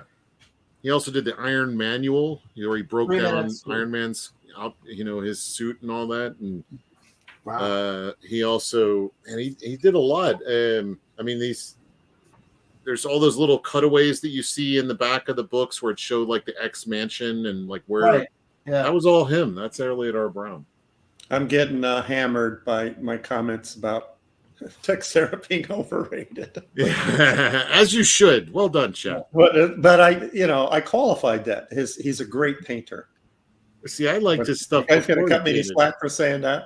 No, I liked him before he became a painter. I don't like his I like paintings. all this stuff. Sorry, Gary. I agree with you. Probably the That's reason exactly why the opposite. I think that is that him and I kind of came into comics at the same time. Oh, And I knew his early stuff, and his early stuff was like mine, was very rough.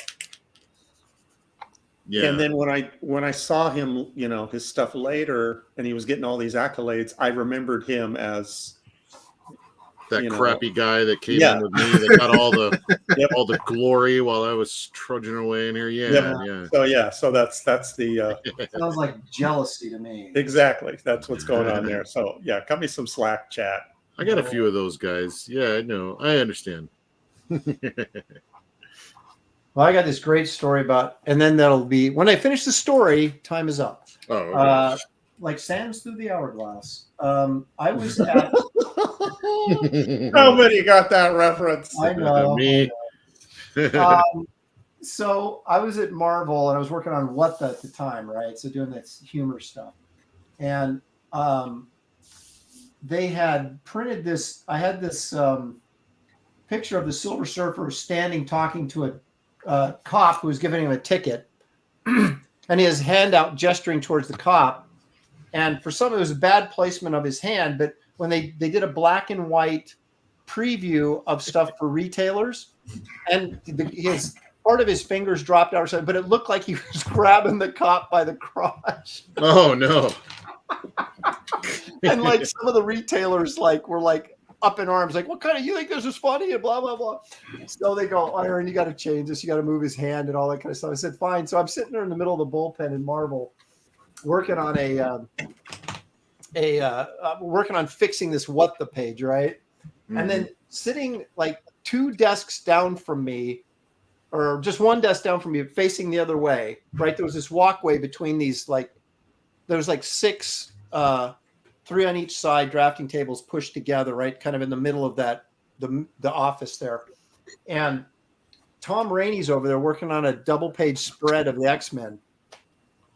And I'm working on fixing this goofy Silver Surfer's hand so it's not grabbing the crotch of this cop. And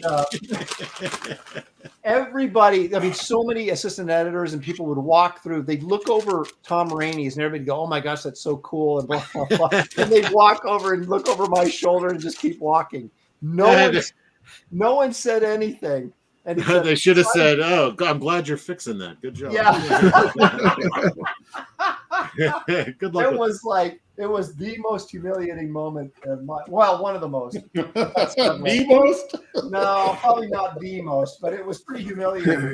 Gary goes, I got some stories. Yeah. Calling the image editor about the Captain America gig. That doesn't rank. Yeah, that's pretty humiliating. But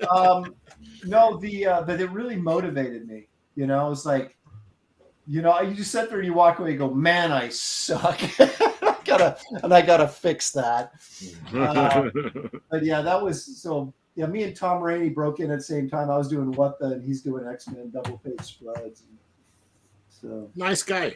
Yeah, Tom's a good guy. He told me about the lizard men in Utah, which I didn't know about. Oh, really? Yeah. I was unaware of this urban legend. You and your cryptids. I know, man. I tell you, they're out there. No, they're not, but I wish they were. How great would it be if there was a bunch of lizard men living under a mall in Utah? That's what he told me. It was under a shopping mall in Utah. Have you seen the people that lived in Utah? You don't need lizard. It's bad enough. Yeah. I'm just teasing. Okay. All right, guys. The That's time is up. Aaron is signing. That's right. The story's over. Time is up. I got to go pick my dog up from the groomer. Get his haircut. Did you say your daughter? My dog. Oh, I thought he said your daughter too. Yeah, so did I. Like, wait a minute, the groomer, I'm like, Aaron. what are you Daughter doing from with your the child? groomer. Now I want to hear that story. No. You The mean got to dog call the police groomer. on him.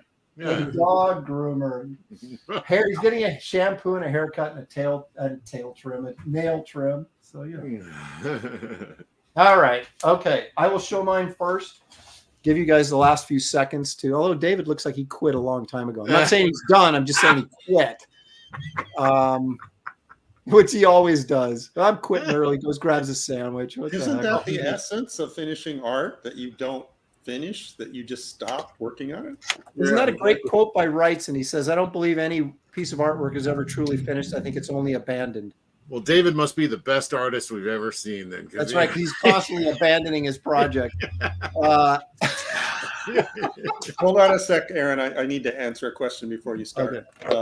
Art of Roy's asking me how their ink job for Tucci going. Well, he hasn't sent me the work yet, so I haven't started on it yet. Yeah, he's still looking for it. Last I heard, he had one more flat file he had to go through to see if it's in there. So, all right, here we go. I can see it already. Dorothy Stratton as Galaxina killing 2 critters. Dude, That's awesome. that's freaking great, man. So there's the critters.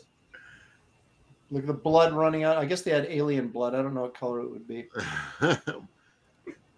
And there's some booty. Needs a bigger booty. You think so? But yeah, you captured her face though, man. She looks like her. That's like totally Dorothy Stratton from that movie. That looks like her. That's great. Yeah, nice boobs though. I was going to say, I don't know if they're quite big enough though, man. I need a bigger booty. She looks like a character from the Legion of Superheroes. Which one is that? Which character? I don't know. Oh, Look at the bell bottoms though. I should get points for those. And look at that. Oh, I thought that they were just like big poofy boots or something. No, they're bell bottoms. I just didn't draw the line. Oh, okay, thank you. It looks way better like this. Dude, yeah. Yeah, and Aaron, I have to give you respect for the cross hatching. That looks cool placement right there. It's not done with a brush though, Gary. Well, it's still cross hatching is cross hatching. It's one of those funky flat pens, man. They're harder to use than brushes. Trying to figure out these suckers. Anyway, so there you go. Awesome. Dorothy Stratton as Galaxina, blasting critters. So I combined 2 80s movies in one. Yeah, well done. Oh, thank you, sir. Okay, let's take a look at Kelsey's Commando and see if he can shore up 4th place today. Well, Whoa, look at that. I didn't combine 2 characters, but I did give him 2 giant weapons so that none of them are drawn accurately, of course. Of course. Look at that Jeep getting blown up in the background. And You got your Jeep. That little golden Jeep in the background. Yeah. Got you. I should have thrown some baddies in there, but I think I captured his crazy look that he You did. And I like the fact that you went in with that gray wash and put the stripes on, the camouflage stripes on. Little marks, and then get to the chopper. Going on. Yeah, get to the chopper. It's also awesome how much his stomach muscles look like Batman's face. Yeah, right. I was wondering about that. I was like, am I drawing Batman or Schwarzenegger? I don't know. It's like Schwarzenegger just ate Batman. Yeah. So all in all, I pulled it out. I thought I at first, as always, I'm like, this is a disaster. And then it became a little less of a disaster, and now it's passable. So I'm happy. Kelsey, I need to correct you. You just said you pulled it out. You pulled it off. When you pull it out, that's something else.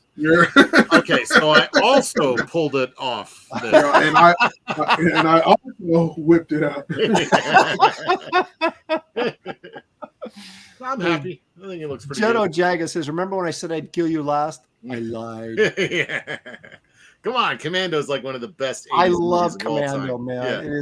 It is the ultimate guilty pleasure film. Yeah. I love it when he punches that dude from Road Warrior and he goes in the electric fence and then he gets shocked for like 30 seconds. Then he just bounces right back and punches him in the gut like it didn't even affect him, you know?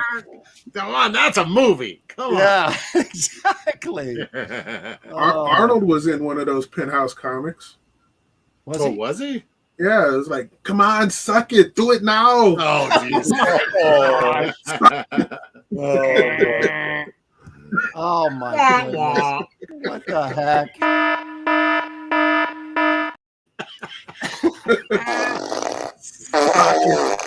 Suck it. Come on. You want to know why this is the best show on the internet? This is why, folks, right here. It has nothing to do with the art. Gold Asher, don't disturb my friend. He's dead tired. He's dead tired. He broke his neck and left him in there. What did she say? What happened to that scrawny guy? And he's like, I let him go. Dropped him off the cliff. Remember when I said I'd kill you last? I lied.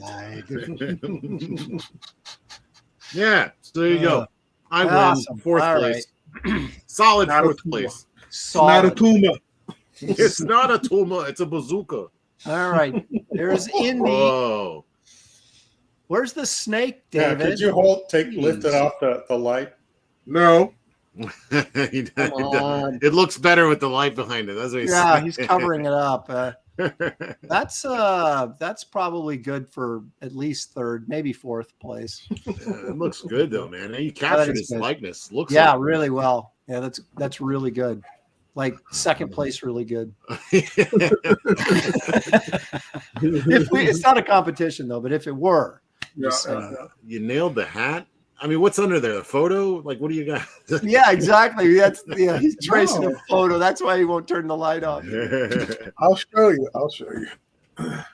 Yeah, prove it. Oh yeah. Okay. Wow. Pencils. Look at that. 2 originals.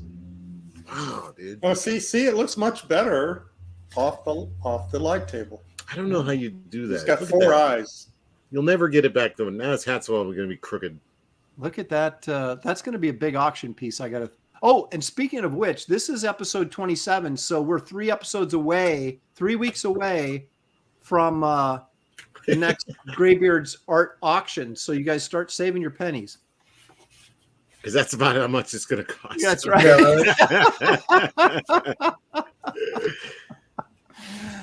Timmy Mello says, come for the art, stay for the comedy. Yeah.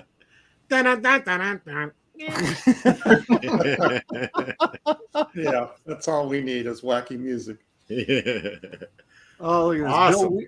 Bill Weiss says, all this incredible art in just the time it took me to commute home. How about that? We filled a void in his life. Oh. Now, why can't we do this on a regular basis and Right. put it all in a book and call it a comic? Hey, now you're on to something. We will be doing that at the end of the year. We'll be doing the Graybeard's hardcover sketchbook. So it'll be the best of the Graybeards 2023. So everybody I've sold artwork to needs to make a good scan so that I can put it in the book. You're supposed to scan it before you send it off. I just now got a scanner. I don't have one. Oh my You don't have a God. scanner. Yet? I got a crappy photo of it though, so don't worry. Okay, as long as you have a crappy Don't photo, worry. that'll work. It looks better than the final. Don't worry. Yeah. Excellent. Yeah, great job. All right. So, He's like, what the hell happened to my movie? That's what he said. Who is this broad in my movie? Brian Suddenly Old says, hashtag Graybeards broke me. I can get behind that hashtag. I like that one. There you go. Is that a porn film? Right?